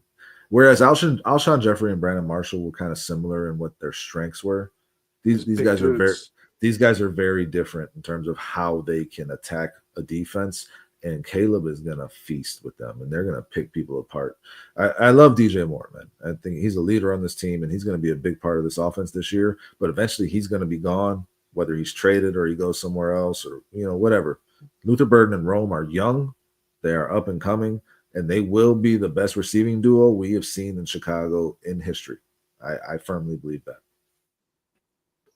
Yeah, I love Rome outside the numbers, man. I love Rome and man. I love Rome everywhere. The reason everybody, they're like, the Bears are so interchangeable inside, and anybody can be the Amon-Ra St. Brown. No, Rome is your fucking outside receiver, dude. He is. Yeah, but he could do it, Brandon. He could do it. This is what I love about Rome, man. The Bears have a bunch of guys that can play inside and out, and they're all really quality players inside. Even Luther Burden in the slot. You throw that guy in the slot, he's a nightmare. Rome is the only very legitimate threat outside the numbers to me. DJ Moore has had most of his career. He's a legit X. DJ Moore has had most of his success in his career inside.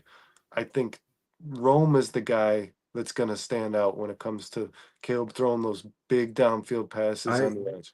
I just don't know if we're even going to see an Amon-Ra St. Brown in this offense because there's so many more options for this Bears offense than what Ben Johnson had to work with in Detroit in terms of weapons to hit. Like you Yeah, I said, guess that's what I got. What I was yeah, thinking about today, man. It's yeah, just like yeah. God. Ben Johnson did such a good job with the pieces he had there, and he's got so many more. It's just crazy. Steve agrees that they will be better than. Well, what the hell? Are you clicking on it? He Nope. says, "No doubt, I agree 100%. They will be better than Marshall and Jeffrey." I'm glad you're with me, And Steve. that's a I got high. testament, man. That Those is two it. guys Those were two were really good. fucking I mean, I good. don't care about how bad our quarterbacks have been. Those two guys were as good as any two guys in the Brandon league when they Marshall, were playing at their yeah, prime, man. was unstoppable for the Bears, Yeah. man. He was a He would fucking get like, beast. didn't he have like 17 receptions on 20 targets in a game or yeah, something? yeah, man. He had He some had a great seasons. ridiculous, yeah. He was a fantasy beast with Jay Cutler. Yeah, I know. I mean, And so that's saying Alshon a lot. Jeffrey probably had the strongest hands in the NFL when he was in his prime, man. That guy who did not drop it. He would catch a ball around a player's back.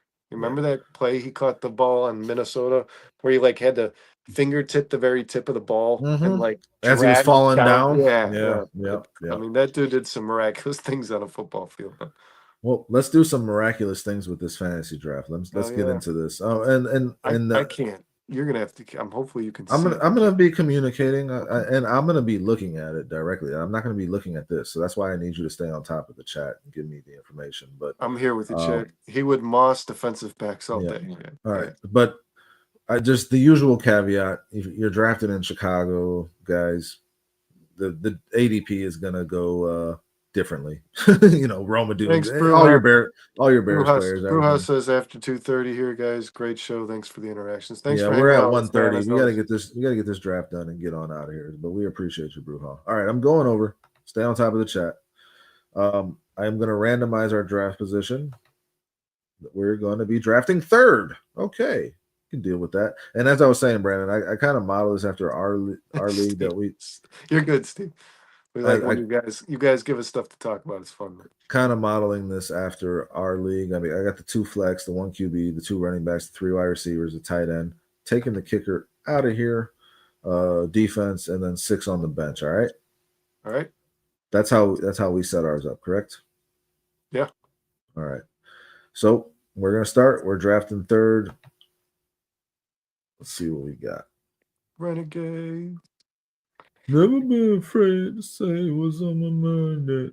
All right. Pick 1, number 3.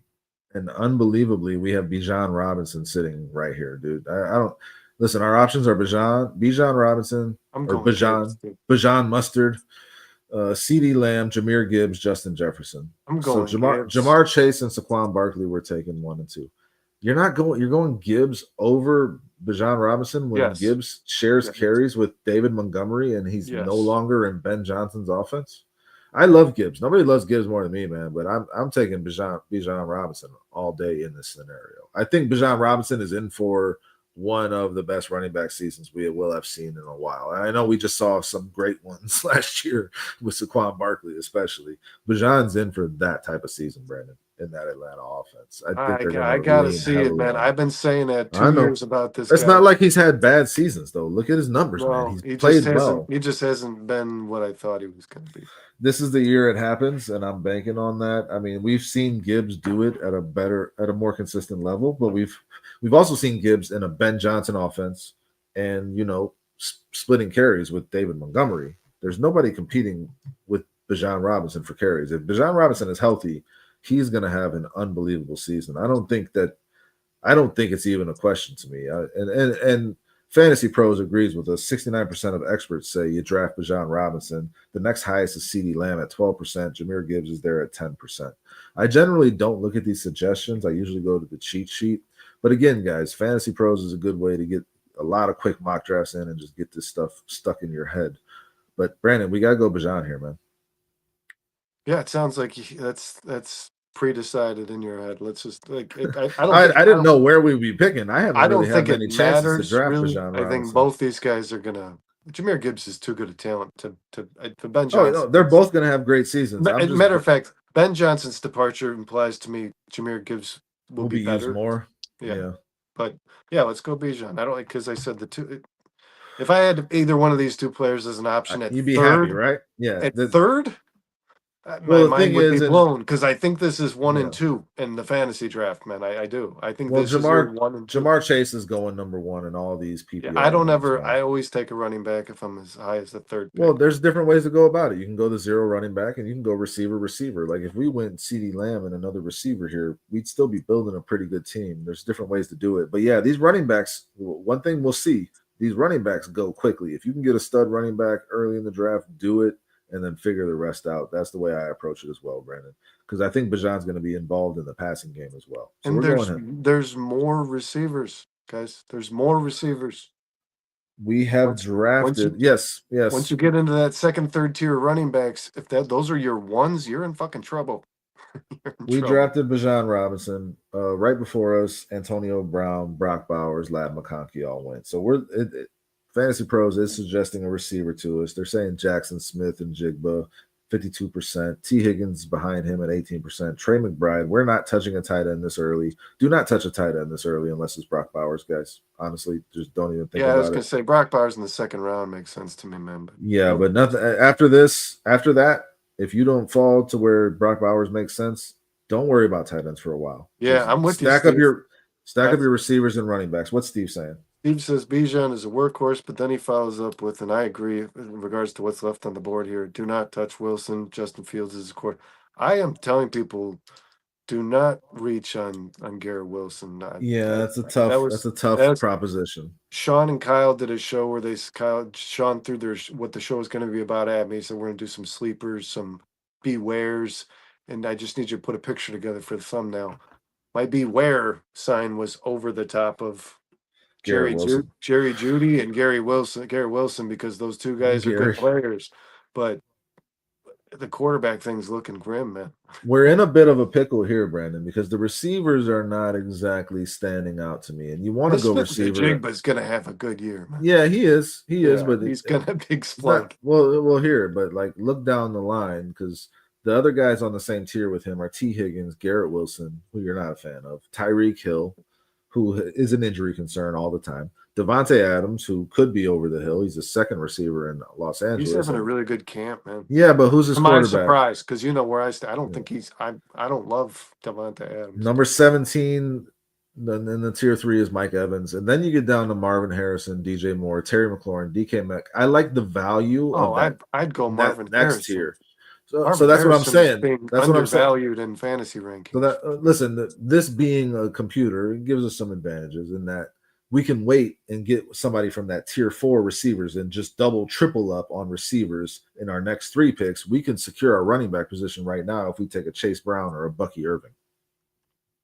I mean, that's 2 running backs in the first 2 rounds. It's kind of crazy in a PPR league, but Chase Brown is going to be a catch monster. He's going to get catches. Yeah, Zach Moss was cut. He's it.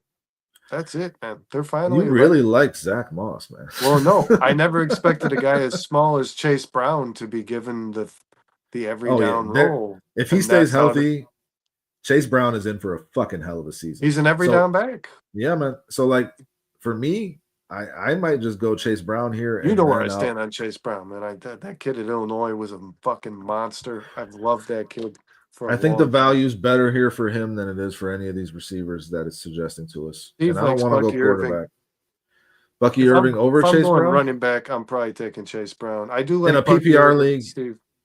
Yeah. In a PPR league, Brandon, yes, you're taking Chase Brown. I think I would like to see how this goes. I think we go Chase Brown. Consensus draft sentiment. Chase Brown is widely viewed as a strong bet to deliver another running back 1 level season as Cincinnati's clear lead back. Experts cite his explosive second half surge and bell cow usage, plus a lack of serious new competition as reasons to trust him as an anchor for your fantasy teams. If we have Bijan Robinson and Chase Brown, dude, the thing that you read that stood out the most in that entire bio was lack of competition. I mean, let's go Chase Brown. This dude's gonna be a 3 down back, which surprises me, man. And then maybe our next 4 picks will just be receivers, man. We're going to solidify our running backs here. I think that's a good idea. His bye is week 10.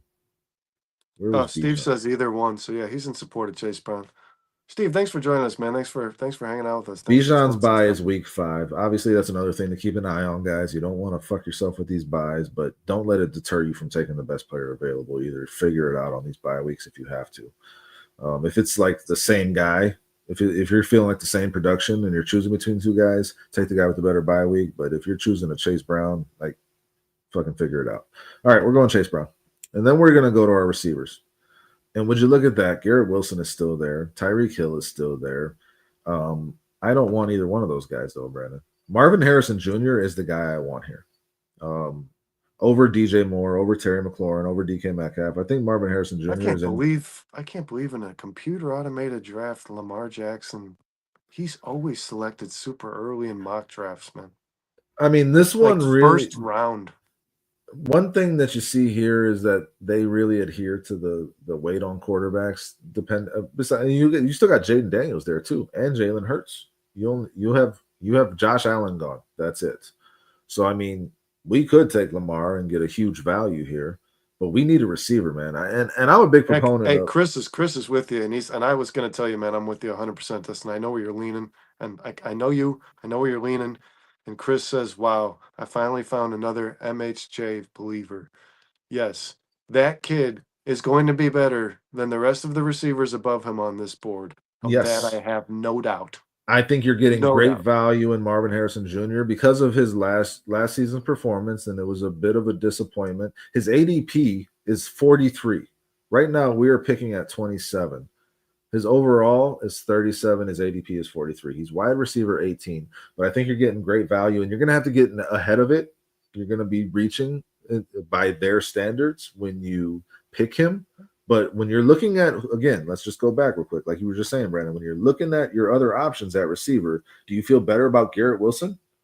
No. Tyreek Hill, Devontae Adams, Mike Evans? No. I love Mike Evans. I'll never draft Tyreek Hill again.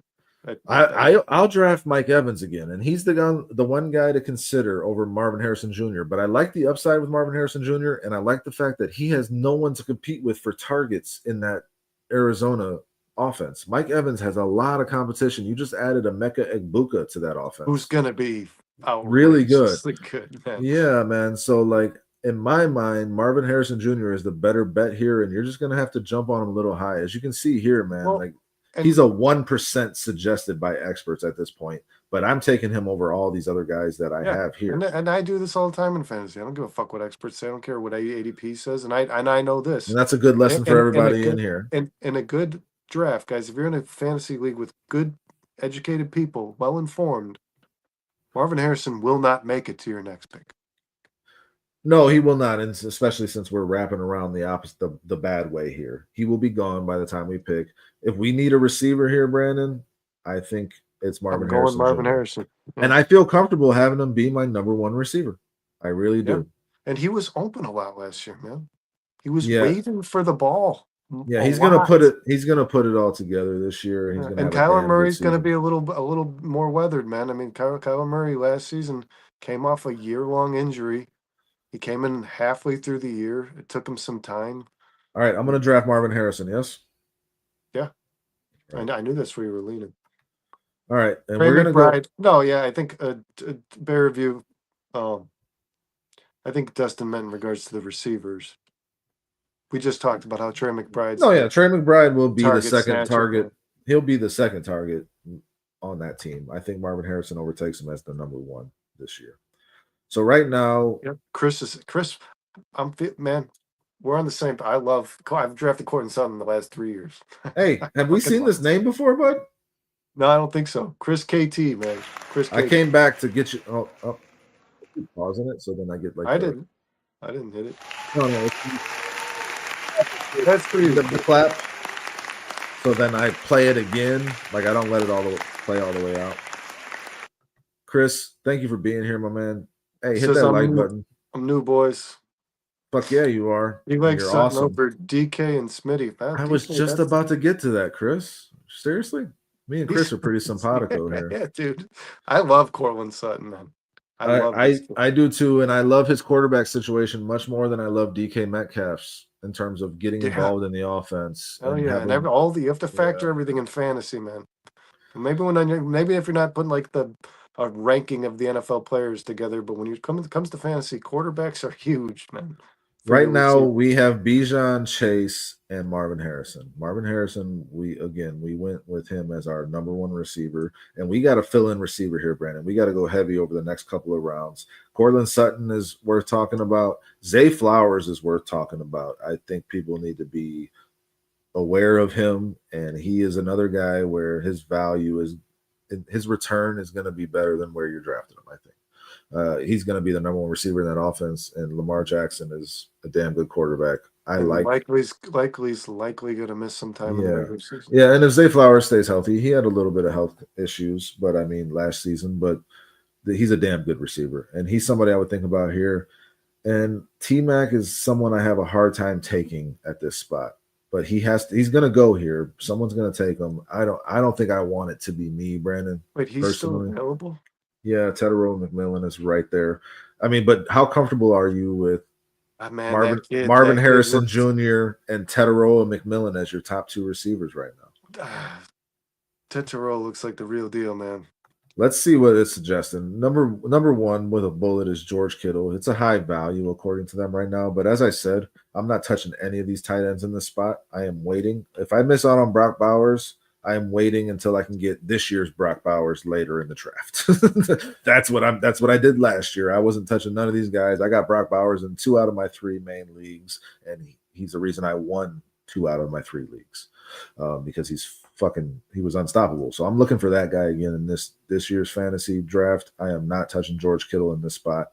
They got DK at 18, right? And then Cortland, they're splitting hairs. It's 18% and 17%. And T-Mac is 16%. So it's like they don't really think it makes a difference. Who are you picking, Brandon? I overruled you on the Bijan Robinson one. I would go Cortland Sutton here probably over T-Mac. Definitely over DK. I'm going Cortland or T-Mac. It's one of those two guys. I've had Cortland Sutton on my team for 3 years. Like I said, I would 100% take Cortland Sutton if that's what you want to do in this. And I like that he always outplays his ADP. Yeah. And I like that his bye week is 12. He's way late into the season. He's not what people think he is, man. People always talked about him like he was the second receiver on a team with better receivers. He is a number one. He is a surefire. Yeah, he's a number one. And I don't know if you can see T-Mac's picture here, but his smile is ridiculous. He's cheesing like he's a 7-year-old in a soccer picture. Like he's stoned, maybe. Yeah, McMillan may be a sleeper. Steve, we talked about this. McMillan's a really good player. I like him. Wait, McMillan on the Panthers. Oh, Teterow. Yeah, you're talking about that's what we're talking about. I thought you were talking about Jalen McMillan. Yeah, I like Teterow. I think Teterow is. Listen, I've been talking about this kid for 2 years, and I thought he was better than Marvin Harrison Jr. when Marvin Harrison Jr. was leaving college. I mean, this kid is a stud. He is a okay. Stud. So are we taking? I'm letting you pick Cortland Sutton or T-Mac. Those are our 2 options right now. Like I said, man, you got to factor all the situations. He's a rookie, and he's playing on. I like the quarterback situation much better for Cortland. He's playing on a team that could go poorly. Teterow. Yeah. So yeah, which means garbage time. I'd take Cortland Sutton out of situationally. If it goes poorly, the one thing that will work on that offense for the Panthers is Bryce Young heaving it up to T-Mac. And that will be garbage time, fantasy points that I love. I love those. So yeah, and listen, I'm sorry, I love Cortland Sutton, but Teterow McMillan should be a better player over the course of his career than Cortland Sutton has been. I think that he will be. I think that he's. But who are we picking? We're picking Sutton? Yeah. McMillan, guys, is the second coming of Mike Evans. If all things here's the reality: Teterow and McMillan might be there on our next pick. Let's see. We're going Cortland Sutton, and he's still there. Yeah, I would pick him. Here's where you take a chance on a Teterow McMillan as your third receiver, Brandon. As your third receiver, Evans, if he's the guy that his ceiling projects, then you got to fucking steal. You got a number one receiver here, man. Now it's saying his ADP is 60. We're drafting him at 51 if we take him here. His overall is 49. He's your wide receiver 24. Again, I love Steve likes Sutton this year more than Teterow. So do I, but I think we might just get both of them, Brandon. The only one I would consider over him is Zay Flowers at this point. We still need a receiver. Chris says Warren is going to get fed 40% of his yards were after contact. He's going to get a ton of short intermediate routes. Well, Warren is one of those guys I'm eyeing later in the draft. Yes. Yeah, they're gonna force his involvement, Chris. no matter how it takes. But No I matter what mean, it takes. there's certain drafts you're going to be in where people might take him higher than you would expect. So just be careful of it. You wait too long and you miss out. But I mean, Chris, that I wouldn't I would surprise much me. rather take Warren in the 9th round or the 8th round even than take George Kittle in the 3rd round. Much rather. It's not even close. Yeah, I'm with you there. Chris, I agree with you. He says Sutton 1,200 yards, 7 post touchdowns. Listen, every player in Sean Payton's offense progresses. There's no regression in this, guys.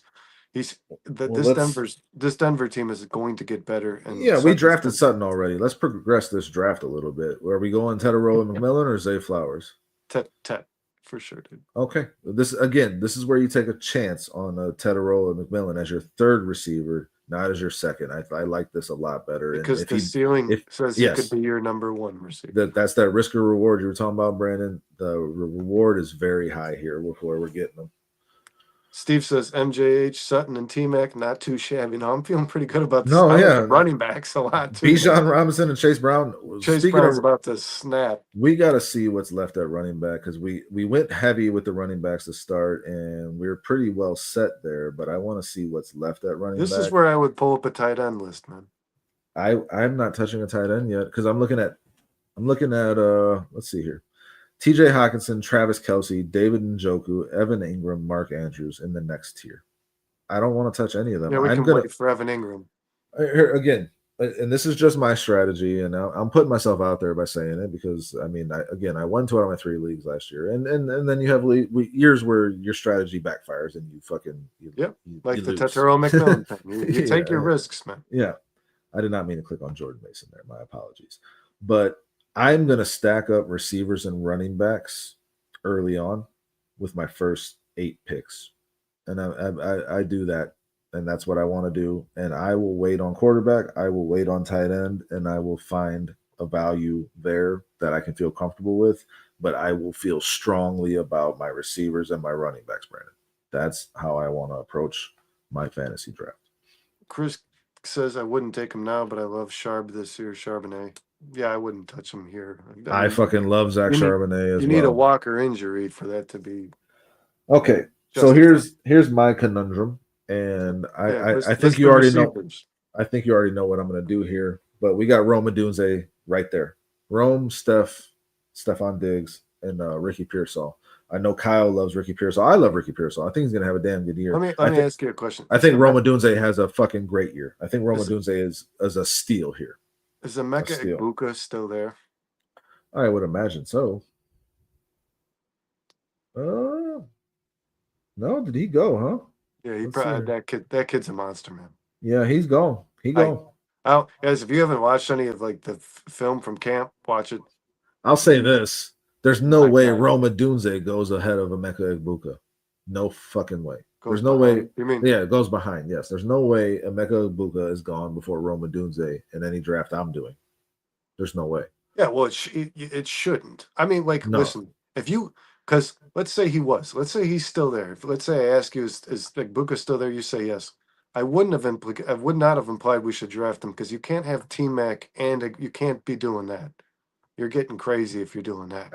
I mean, I did that. Listen. I've done that, and it's worked out. If it happens, if it goes poorly, I had Neighbors and BTJ on the same team last year in one of my leagues. Yeah, and those were 2 receivers I liked the most in the draft. Yeah, and those were I loved them as well, and that's why I had them. And I had Bowers. So like, you can take chances on rookies if you feel good about them. It's not always going to pay off. But no, Steve, he's gone. I think he went in the 2nd round, right? Brock Bowers went second. He was the first tight end to go, yes. I'm going to go back to this. Brandon, we have 3 receivers. I think the value here, I like what I see. Like, he brought up Zach Charbonnet. Chris brought up Zach Charbonnet. I love getting the Zach Charbonnet in the next go round after I take Rome Odunze here and just solidify my receiving group. If I went running back heavy like this, Bijan and Chase Brown with my first 2 picks, I would feel fucking great with Marvin Harrison Jr., Cortland Sutton, Tedero McMillan, and Rome Odunze. The upside there is incredible at the receiver position, and you got a lot of value. Do you agree with me there? Yeah, I think if you went running back with your first 2 picks, 4 receivers makes sense. And then we're going to go 2 running backs after that. That's what I think we'll do. But I'm going to take Rome here. Do you have an issue with that? No, you know where I stand on Rome. The My good thing mouse is is we being know stupid. each other pretty well here, Dustin. You know where I stand on Roman The Tunze. experts say take Hawkinson. Sky Fuck is that. get the hell out of here. Do not take Hawkinson in the 6th round. Anyone? Roman Don't. Tunze is gonna have more statistics than TJ Yeah, Hawkinson, dude. yeah. Like without a doubt. I don't And we got understand that. and the thing Oh, with the it's draft. just telling us to fill our tight end slot. Yes, exactly. But the thing with our league and our draft is we're gonna have multiple flex. So Roma Dunze is an every week starter, and your receivers are solidified. And I got a bye week in week 8 with Harrison, a bye week in week 12 with Cortland Sutton, a bye week in week 14 with T Mac, and a bye week in week 5 with Rome. It doesn't really work out that well that often, where you get your top 4 receivers spread out that well with the buys either. So I love the upside with our receivers, Brandon, and I don't think we can pass on Rome here. Rome is gonna have 1,000 yards, man. Roman's going to have over 1,000 a yards viable fantasy. He's gonna and at be least 8 touchdowns. Yeah, and I think getting him as your 4th receiver in fantasy is probably gonna be kind of tough, honestly. no, in the leagues we do, yes. I more do this as an exercise to kind of keep an eye on ADP Chris as I'm is going into my building a monster. Their review yeah, says we one are. guy I'm staying away from is Mark Andrews. Yeah, I don't. Yeah, I'm with you. I felt that way I was last on year. last year, same thing. Yeah. All right, so right here is where we can go running back a couple in a row, and I'm looking at Tony Pollard is a guy I stayed away from last year after his disappointing season in Dallas, and he went to Tennessee. But like even this year, like I'm not that high on him, Brandon. How are you feeling about Tony Pollard? I don't think I draft him here. Is he still in Tennessee? Yeah, yeah. I mean, Spears is always injured, but Spears, if he's healthy, is the better back of those two. I can get on board with you there. I think Tony Pollard will get you numbers, which is what you want ultimately in fantasy. But I would rather have Tyrone Tracy here. I would rather have Jalen Warren here. Caleb Johnson and Jalen Warren, I feel like you kind of have to draft them together almost like back to back. But then you're kind of, cutting your nose off to spite your face. Caleb Johnson's going to get a lot of the carries, but Jalen Warren is being slept on, man. Jalen Warren is going to get a lot of catches, and he's going to be the guy that they rely on when it matters most. But I prefer Jalen Warren over. I could see them both having quality fantasy seasons. I mean, yeah. If you saw that last highlight from camp, dude, where Caleb Johnson gets into the second level and just ran somebody. I mean, that player looked injured. Travis Etienne is someone I'm not touching. I would not touch Travis Etienne. Liam Cohen, man, does really good things to the different. Yeah, but the thing is, he's going to do that for Tank Bigsby. I like Etienne this year. I do. I don't. I like Etienne this year. I think you're wrong. I love Bigsby is the guy. I'm not done on Etienne, man. That kid at college was a stud. He's still a stud. He's an athletic freak. I think Liam Cohen's going to fix that, man. And Tank is as good as any player at that role is, man, but he's still the guy with limitations. If you're reading anything coming out of Jaguars camp, it's Tank Bigsby all the way, man. Just so you know. I've read about is Tootin. Tootin's gonna have to earn it. I think Tank Bigsby is the guy that they ride to start for sure. I mean, so our options here, and they're not great. He says Scattaboo. Chris mentioned Tootin as well. Yeah, he's going to get out of here with that Scattaboo shit. Dustin's right. I mean, he's a rookie, but Tootin's going to take some snaps from these guys week 1. Quinshon Judkins shows up as one of the trickiest rookies in 2025 fantasy football analysis. His talent and clear path to carries in Cleveland are set against significant risk factors, including off-field issues, which he was just acquitted. Like they're not bringing any charges. He wasn't even acquitted because there was never any charges. I don't know what's going on. Judkins was my favorite running back. Well, he hasn't signed a contract. Yeah, I know, but like, where do you take him? Because I want him. I want him now. Yeah, because like available he will sign. I have not wavered, and I still believe in what you've always said about Judkins. I believe that will still come to fruition. He's going to be the best running back out of this class. His bust rate he's going to be a stud. Yeah, and he's gonna have unlimited carries. He's just so much better than everybody else on that Cleveland team, and that Cleveland team is just not very good. Some experts forecast running back 2 upside if he claims the lead role, which he will. But just as many, I threw that part in there. But just as many note his shaky efficiency metrics and potential for committee involvement. This makes Judkins a divisive mid-round or bench stash with both volume-driven appeal and obvious upside. No. See, this is where people like me. This is why we do this podcast, man, because sometimes these guys just think too hard. Quinshon Judkins, if Is a you've stud. seen, Yeah, he's if just you and if you unstoppable. watch him physically, he's huge and he's fast. I mean, this is like the LeBron James when you say like the guy's just a God-given talent, like athletic freak. Quinshon Judkins is a freak of nature. It's not even So here's my natural. no, Brandon, you don't got to sell me on it. Our He's next massive. turn, this pick is important. This is the crux of our draft right here. Because if we miss here, it could really derail us. This is our third running back. I'm going Judkins because I think we only Judkins have can two be running your. backs. I think Judkins can be a running back one. Our next turn is in 19 picks. But there again, you cannot deny that the Browns are waiting for an NFL investigation to be done. Now, the NFL can find that Judkins did something wrong that goes against their player conduct policy that has nothing to do with the criminal charges, and he could still be suspended, and the Browns could still not want to sign the contract because they don't want to give him the guarantees that he's asking for that he feels he deserves, and this could go on longer than you want. The bus rate, the bus factor, and again, there's been no one that's been higher on Judkins throughout this entire process. But the bus factor here is extremely high. I have to agree with that. And I'm not comfortable. If he's there in 19 picks, I'm all over it. But right now, I think we got to take more of a sure thing, man, to really solidify. I'm going to go, and you get this on record. Anybody watching, you can remember that I said this. There are two players, rookies, in the NFL that I think there is no risk. Judkins and Genty, yes. I understand. You take those two guys, you are getting your money's worth.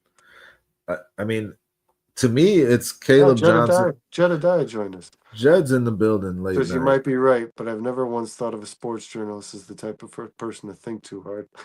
Yeah, good point.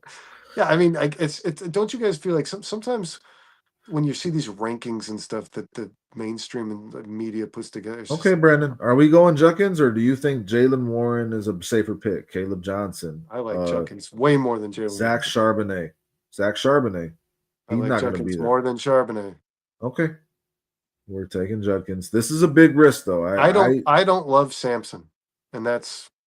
Okay, I know, but Brandon, I'm more risk adverse in these things than you are. Let's just be honest. He's a 0%. His ADP is a 91, but it's on the rise. You wonder if something's going to get done, but even when something gets done, like he just has natural talent that'll just go. Like you just got to put him on the field. He's going to go. But like, when the fuck is that going to happen? Once he gets on the field, it will be undeniable, but I don't know when it's going to happen. So I am uncomfortable with it. It's a mock draft, so we're going to do it. And I love Quinshon Judkins, so I love the upside play here. But I probably would have went someone else and waited for him to be available on the next. But we're drafting him. Well, if it's any consolation, article released today. The Cleveland Browns are reportedly in the market for a new running back, and that smells of bad news surrounding the contract situation with Quinshon Judkins. I would not have taken him right there. But the good news is that Zach Charbonnet is still right here. So that's where we're going. You with me on that? Yeah. Is there anybody else you would consider here? Jordan Mason, Travis Etienne, I told you I'm not touching. Javonte Williams, no thank you. Ramondre Stevenson, no thank you. Can't hold on to the damn ball. Braylon Allen, maybe. Dustin, I am reading here, though, like, it's pretty, they're almost 100. He's not going to get a suspension of any kind or any kind of discipline from the NFL. Okay, well, then the Browns just need to pay him the guaranteed money. It's just and that'll get done. Mm-hmm. That deal will get done. The Browns need him. Well, the good thing is, what's great here, Brandon, is that Zach Charbonnet would have been my pick before, probably. Got some Seahawks fans, I think. No, Eagles. And then I would have went Judkins. But again, we're drafting Charbonnet well above his ADP. Fantasy Pros is suggesting Kyler Murray. Walker will probably get injured, so Charbonnet could end up. Charbonnet does everything. Your running back 2 spot. If the guy starts, he's a high upside pick. Yes, yeah. Well, he was when I had him on my team last year. I picked him up off waivers when Walker went down, and he was fucking dominant. And he is the better all around back. he does everything well. He catches out of the backfield. He's a great pass protector. He can run the ball really well. So I like Charbonnet here. Are you with me on that? Yeah, and Christie says, I love taking sharps here. Oh, this is pretty cool, man. Christie, correct me if I'm wrong, from what I'm reading, sounds like you're an Eagles fan and you got nothing against the Bears. If that's the case, man, thank you so much for joining us tonight and hopping into a Bears podcast to Fuck see yeah. what's going on. We appreciate you, man. Thanks. Might go watch some It's Always Sunny in Philadelphia after this, we too. love your fantasy. You'd be a tough person to compete with in fantasy, man. You know you should. Yeah, no, Charbonnet is a guy I'm very high on. So we're going to go him over ATN, right? Yeah. Oh, yeah. Okay. All right, so at this point, we got our 4 running backs, our 4 receivers that I wanted to have. We have Bijan, Chase, Marvin Harrison, Cortland Sutton, T-Mac, Rome Odunze, Quinshawn Judkins, and Zach Charbonnet. We got some high risk here with our running back situation. But again, if Judkins all you got to do is just get him on the field. He's gonna go. So at this point, Chris T says Seahawks says it's a 1A, 1B. Yeah, it is. They're going to split. And I think the Seahawks are finally kind of wrapping their heads around the fact that the more you use Walker, the higher the risk. I mean, Walker is a guy who you should probably split 50-50 with another player just to keep him healthy. The guy gets injured. And I love Walker. and Loved him since we have Michigan State. we have no bye week overlap with our running backs either. We're doing really well in that regard, Brandon. That's no blind. That's blind luck, bro. Well, the receivers was kind of intentional, but yeah, it's all luck. The fantasy is all luck, guys. Let's just be clear. No, I mean the bye week thing you can avoid, but we're just getting lucky that the guys we're selecting, the guys that are kind of perfect for where we're picking, just don't have the same. That almost never happens. So here's where the rubber meets the road, Brandon. We got our 4 and 4. Do we double down and go another receiver, running back, or do we start taking quarterback now and tight end? Like, is Evan Ingram worth jumping on right here? Is Dak Prescott or Justin Herbert, Caleb Williams? This is where I would go towards those positions, yeah. But look at Travis Etienne. They're every week starters. You need those guys to produce big numbers, man. Let's just point out that Travis Etienne is still there, who you said you like. I'm not as high on. Tank Bigsby is still there, who I am much higher on than Travis Etienne, but he's a number one. You got number one running back still on the board here with your 9th round pick. If you got 2 running backs, how many you got? In fantasy, you got 2. And you mean Travis Etienne and Tank Bigsby? Yeah. I think Tank Bigsby establishes himself as that guy in that room, man. And then another guy that I would consider here is Ja'Cory Krosky-Merritt, who seems to just be stealing the number 1 running back job in Washington, where they run the ball an awful lot. Well, it sounds very much like their number 1 running back will also be traded. It's on the trade block, yeah. And that doesn't – he's not important enough to that team to where we really like the Micah Parsons feeling you get. Like, he's not going anywhere. It's Micah Parsons now. Brian Robinson's not that dude. He's probably getting traded. So, yeah. Man, could we potentially draft this starting running back for the Commanders right here? And should we? I think we should. Yeah, the way I approach these fantasy drafts is that you got to go off a feel, man, and you got to go off of the way the board is falling. Like, I go in saying I want 4 and 4 before I touch anything else. I want 4 running backs and 4 receivers. But if I come back around and the value is still super good on running backs and receivers with my 9th and 10th pick, I'll push the tight ends back again, and I'll push the quarterbacks back again. I like the idea of getting me a Justin Herbert with my 12th pick, and I can be okay with that. You know what I'm saying? Like, I'll live with that. There's not a lot of if I can be solidified with my running backs and receivers and just have studs across the board. Not only do I have great talent that I can throw out there and switch it up with my flex depending on matchups. I also have trade bait for somebody who didn't get as good of players as I got or who has injuries, and that makes a difference too. So. It's also based on your league scoring, man. Sometimes quarterbacks can be really, really impactful. Like, it can be the number 1 player in your fantasy leagues, and sometimes if you got 6-point passing touchdowns, yeah. Sometimes they're just not as valuable. So if you get a Lamar Jackson, Jaden Daniels is the guy getting you 40 points. You know what I mean? That's. Well, those guys are, because running touchdowns are running touchdowns. That's why you want those guys. But I mean, and that's why Justin Fields is so high. And I would not touch him in fantasy this year, guys. I'm not touching him. But right here, Brandon, my ideal scenario. If I was a GM in the NFL. No.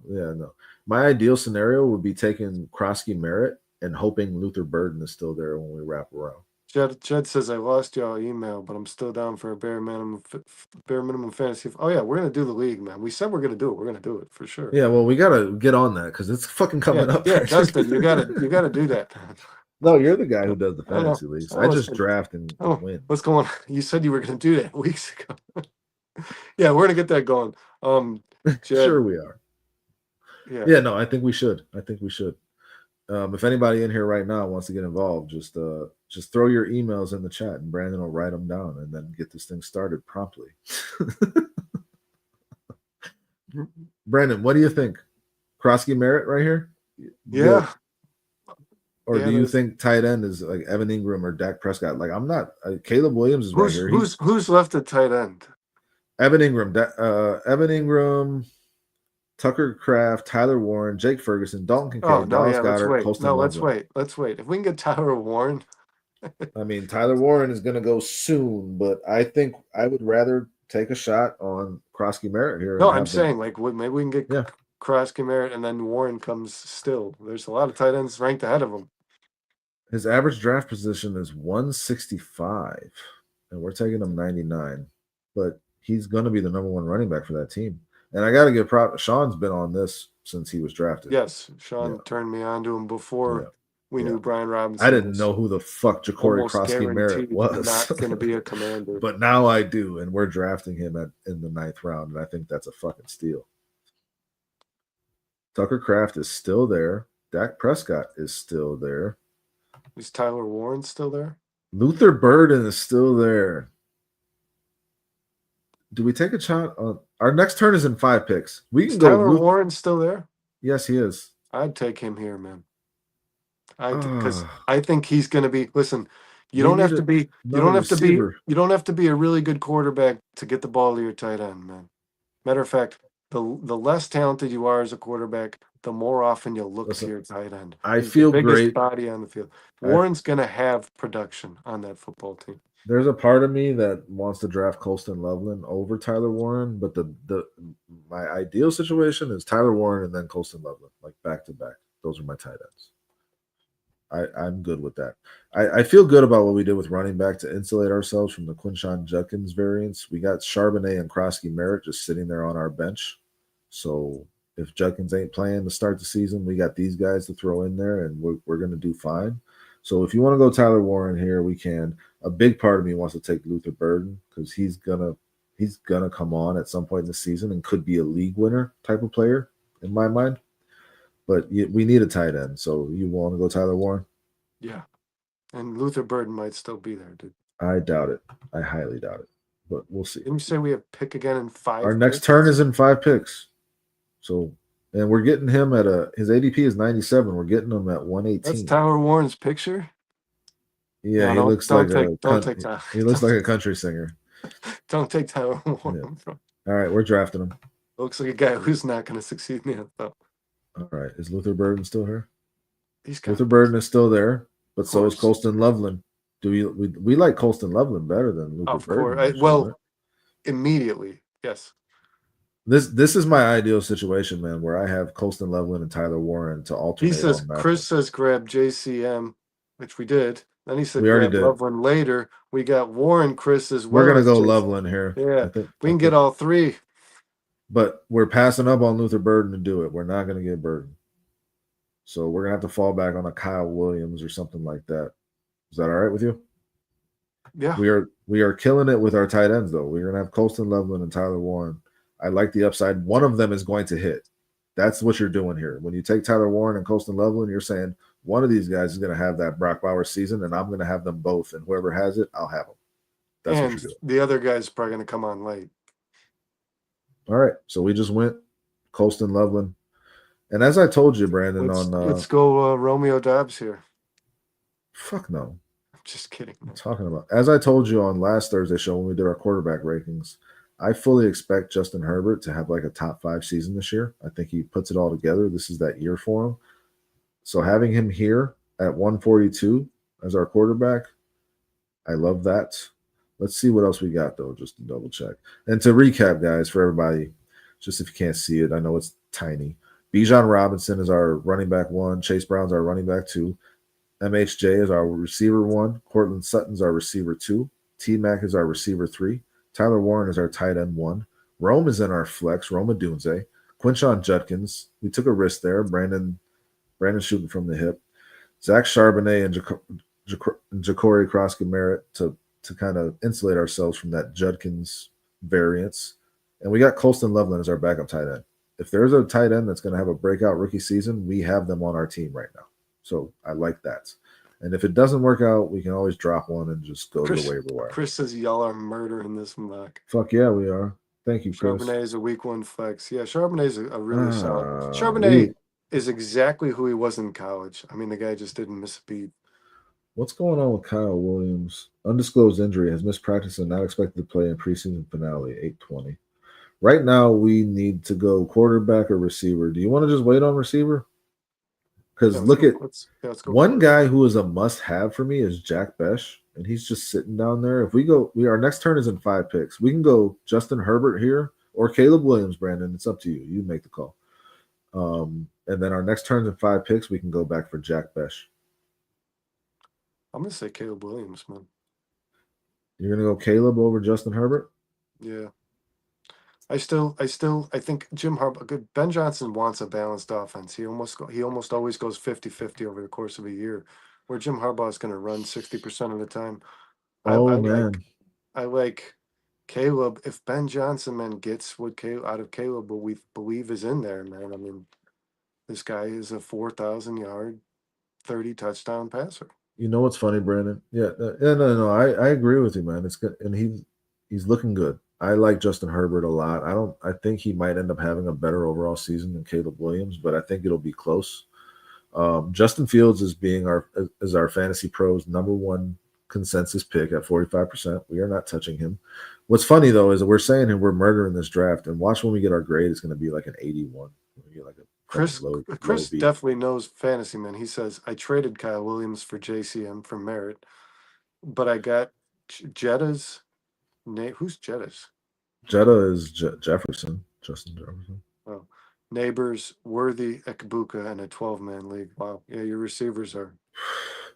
I love Worthy this year, man. Worthy this year. I think that kid could Tyreek Hill it up a little bit. I always feel like when people tell me these ridiculous teams they have, I'm like, who the hell are you drafting with? How do you end up with that roster? Yeah, I know. No, I got a guy I used to work with, man, who would tell me that he won he's like, oh, I play in 4 and I win every year, and then he showed me his teams, and I was like, okay, well, it's obvious. Okay. Yeah. We're going again. Jack Besh is a must-have for me, so we're gonna go Caleb Williams here. I'm letting you make the pick. I'd probably go Herbert if I'm being honest, but it's close. But we'll go Caleb here. Steve says, "Don't take Justin. We don't need another running back." No, we're good. And but that's really what you're taking. I'm hoping Jack Besh is here because again, he is a must-have for me. Like he's a guy I can't leave the draft without. He's that guy. Well, he's Chris, still there. You're lucky, and Dustin, I guess you're right. He says my dumbass coworkers. I'm guessing that's who's in the league with him. They're scared of the Neighbors injury. Yeah, Neighbors could very easily be the best fantasy player in football this year. Yep. Yeah, he can. Without a doubt. The guy's target numbers last year as a rookie were historical, and he only played 15 games. Brandon, Jack Besh is very low down here. Do we go Justin Herbert and just solidify our quarterbacks and hope he's there? I would before Jack Besh, yeah. I think Jack Besh is in for like a blow up season, man. I know he's a rookie, but he's the #1 receiver on that team in my mind. He's the only one with #1 receiver traits on that team. And Geno Smith is going to find him. Like he's gonna end up. I'm really high on Jack Besh, and he's way lower than all these guys. But I'd rather have him than all of them, honestly. Right, the 6-man league, it got ridiculous. Yeah, every 6-man league. Yeah, the waiver wires like just a bunch of studs. Yeah. Okay, so you want to go Herbert? Chat, what do you think? Jack Besh, who's obviously probably going to take that #1 receiver role in Oakland or Vegas pretty early, or I think he already has it. Solidifying our quarterback. Jacoby Myers is no bum, man. But another receiver in Las Vegas that I would take with my last pick is Thornton. Yes. He's Yeah, but going. you know what, man? Besh in the preseason is killing it. I've been looking at their box So is scores. Thornton. So is Thornton in No, terms of he's practice. not. Well, He's not in the getting, games, but in practice he is. yeah, in Yes. the games he's getting targeted like once. No, yeah, But I think it's going to be a long haul for him, but he's a guy I take a chance on because he could come on later in the season. well, I, he's one of those LeBron. He's a freak, dude. yeah, he's 6'6" and runs like a fucking 4.3 40. Insane. All right. Justin Herbert, it is, man. I think we just solidify our quarterbacks. We have every position solidified, right? If we do that, and then we hope Besh is there. I don't think he's gonna be, but Yeah. well, here's the here. No, fuck. Because look at if you go look at quarterbacks, if we don't get Herbert, there's Drake May, there's Jared Goff, there's Jordan Love, there's Trevor Lawrence, there's C.J. Stroud. Are we? And there's Bryce Young. Are we Yeah, okay I with would one go of those? Jared Goff if he's still available, dude. If you want to take Jack Besh. So we take Jack Besh here. We're reaching on him. I'm sure it's going to be 0%. Let's see. That's Oh, fine. no, That's fine. That stuff never matters, man. what the hell? I just want to see. Steve says take Tyler Scott. Yeah, Jack Besh is at I a will say for 1%. PPR, Wandale Robinson for some reason had 90 receptions and 140 You know what, targets. man? I'm so high on Justin Herbert. So let's do it. Let's take Justin Herbert, and then we have two really good quarterbacks, I think, all season. Goff And is then a fantasy goat. we'll hope Jack Besh is still there. Jack Besh is still there. Fuck yeah. So we take Besh and then we take the best running back. I mean, we're looking at Will Shipley, Kyle Monungai. The running backs are pretty rough here right now. So we're going Jack Besh here.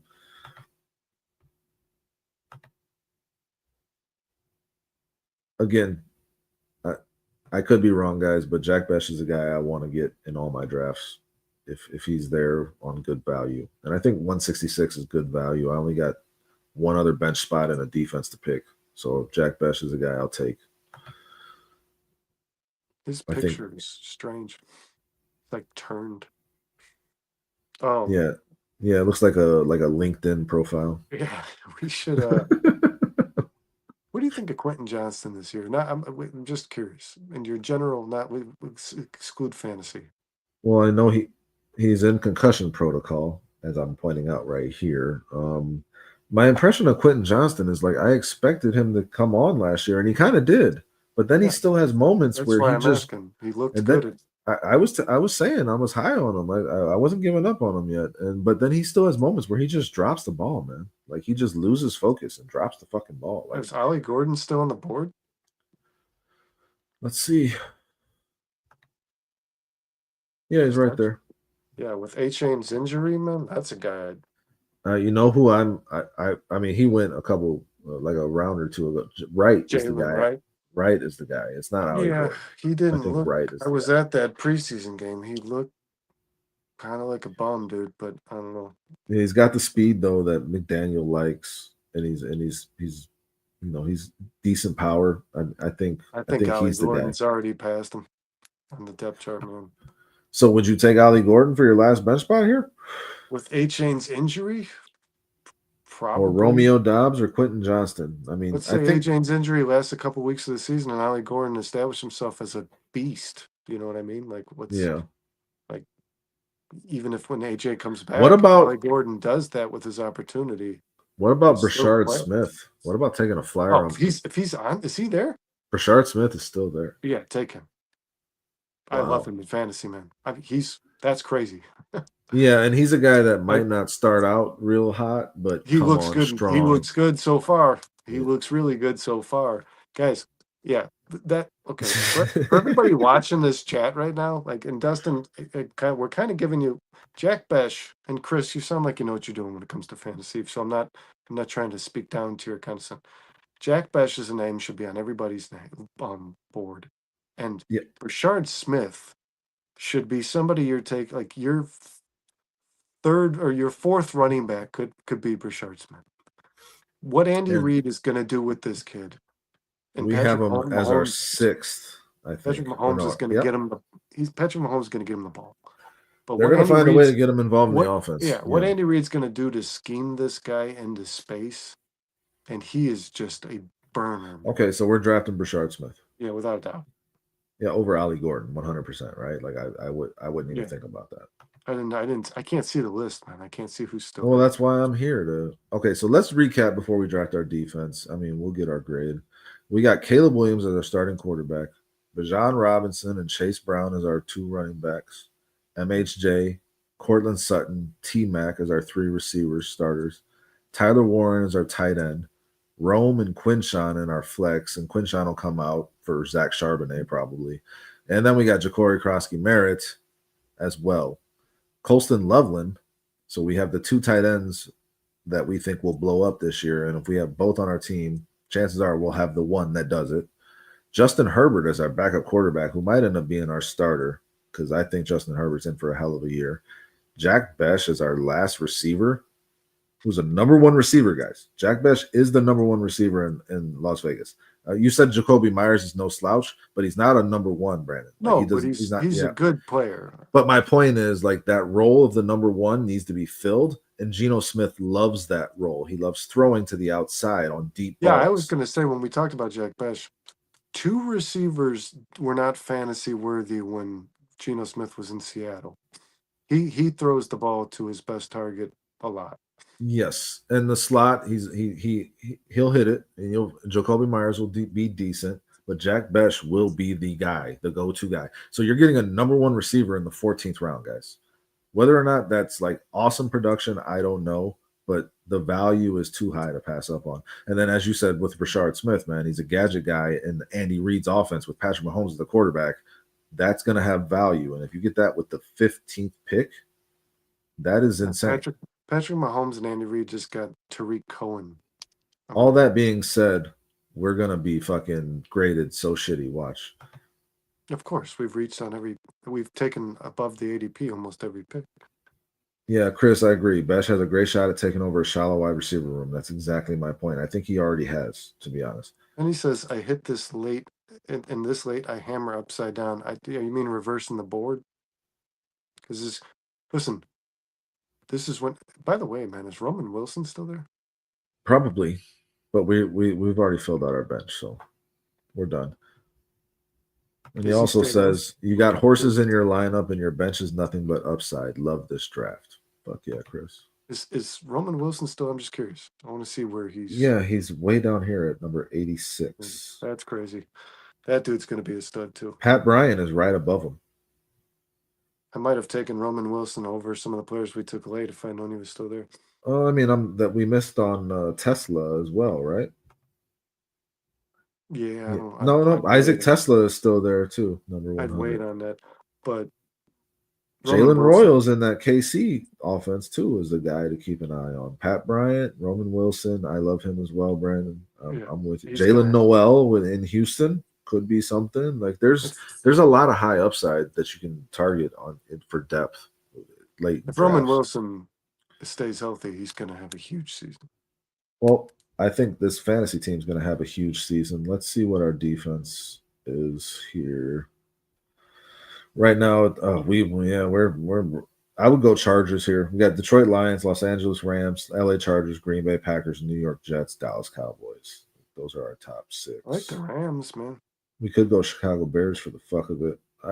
I was just saying today that Rams defense is going to be better than people expect. Yeah, I mean, Jared Verse is outrageous, man. Yeah, he is. So we go Rams over Chargers? Yeah. All right.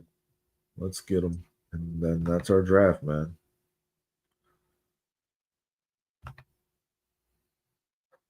$78 out of 100. See? That's our draft analysis. That's our grade. Not as bad as I thought it was going to be honest with you. C+. Let me tell you this, man. These draft grades are always such shit. Anytime I've ever gotten an A, it dooms me. It says overall, our position ranks are 8th. Starters are 7th. Bench is 8th. QB is 12th, last. Running back is 1st. Wide receiver 8th. Tight end 10th. It's because we went rookie tight ends that have no production for them to base this algorithm. Yeah, it's on production, not projection. Yeah. Well, yeah, I mean, look, it's projecting us for 990 points, eighth best in the league. That's complete horseshit. I love this draft. I feel great about this draft. Um, yeah, you kiss my ass with your. I told you we were going to get a shitty grade, Brandon.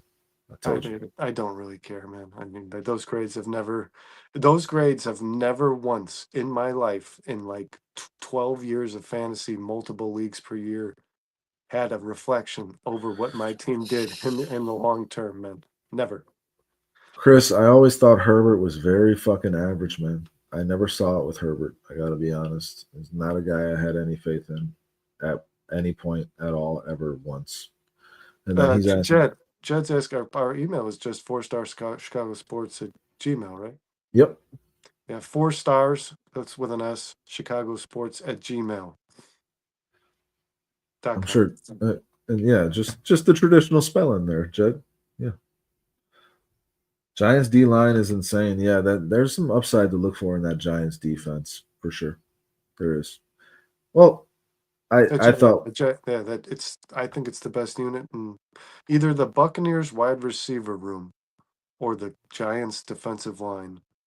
One of those two is the best unit in football this year. That's what I believe. we had a damn good draft, Brandon. I love that team. I love the upside with that team, and I think we kind of killed that. Fuck fantasy pros for their grades, but thanks for letting us use your simulator. Yeah. Well, I don't care about the grade. Chris, Jed, Steve. 3 hours again, man. We're fucking up. We're going too long. Yeah, I had some headlines or deadlines. We'll save them for next week, man. Yeah. Bear review, which is what's his name? Walt. Yeah. Walt, yeah. Well, it sounds like he does something in media. Yeah, no, he's big on Bears Twitter. He was on he goes on the Bears Country Production podcast. He does his own shit. Yeah, no, he's good. I like him. Awesome. Steve 34 Bears. Chris, new guy with us. Hopefully he's subscribed and will be with us again on Saturday for the Northside 9, Monday for the House Hall Hangover. Got a lot of good shit coming up for y'all, man. Like I said, we're gonna keep building up to the Bears week. Yeah, anniversary show on Monday, man. Yeah, man. 1 year anniversary. We've been having a lot of fun with this, and y'all make it fun. Who else? We had Vizzo Joe in here. John S was in here. Even playing hurt, John S with the back injury in the hospital after a back surgery. Yeah, thanks, John. God bless. Y'all are fucking awesome, man. Seriously. We hope you have a quick recovery, man. Yes. Keep us posted on that, man. Y'all sat through our terrible tight end rankings, but I thought this fantasy draft went pretty well. Ruha, thanks for coming back. Ruha as well. BCP was in here. Foster was in here. Carl was in here. Shorty, yeah, man. All y'all. Love y'all. Thank you very much. I can stop sharing the screen now. We will be back on Saturday with the Northside 9, Monday House Hall Hangover, Wednesday barely there, and every Thursday, and we're up till 2:30 in the fucking morning doing the bare minimum, guys. John S is still in here. Thank you, bud. Hey, we love y'all. Bear down. Have a wonderful rest of your morning and your Friday. Have a great weekend. Bears Chiefs. Go Bears tomorrow. Today. Yes, it's happening. Love y'all. Bear down. Bear down.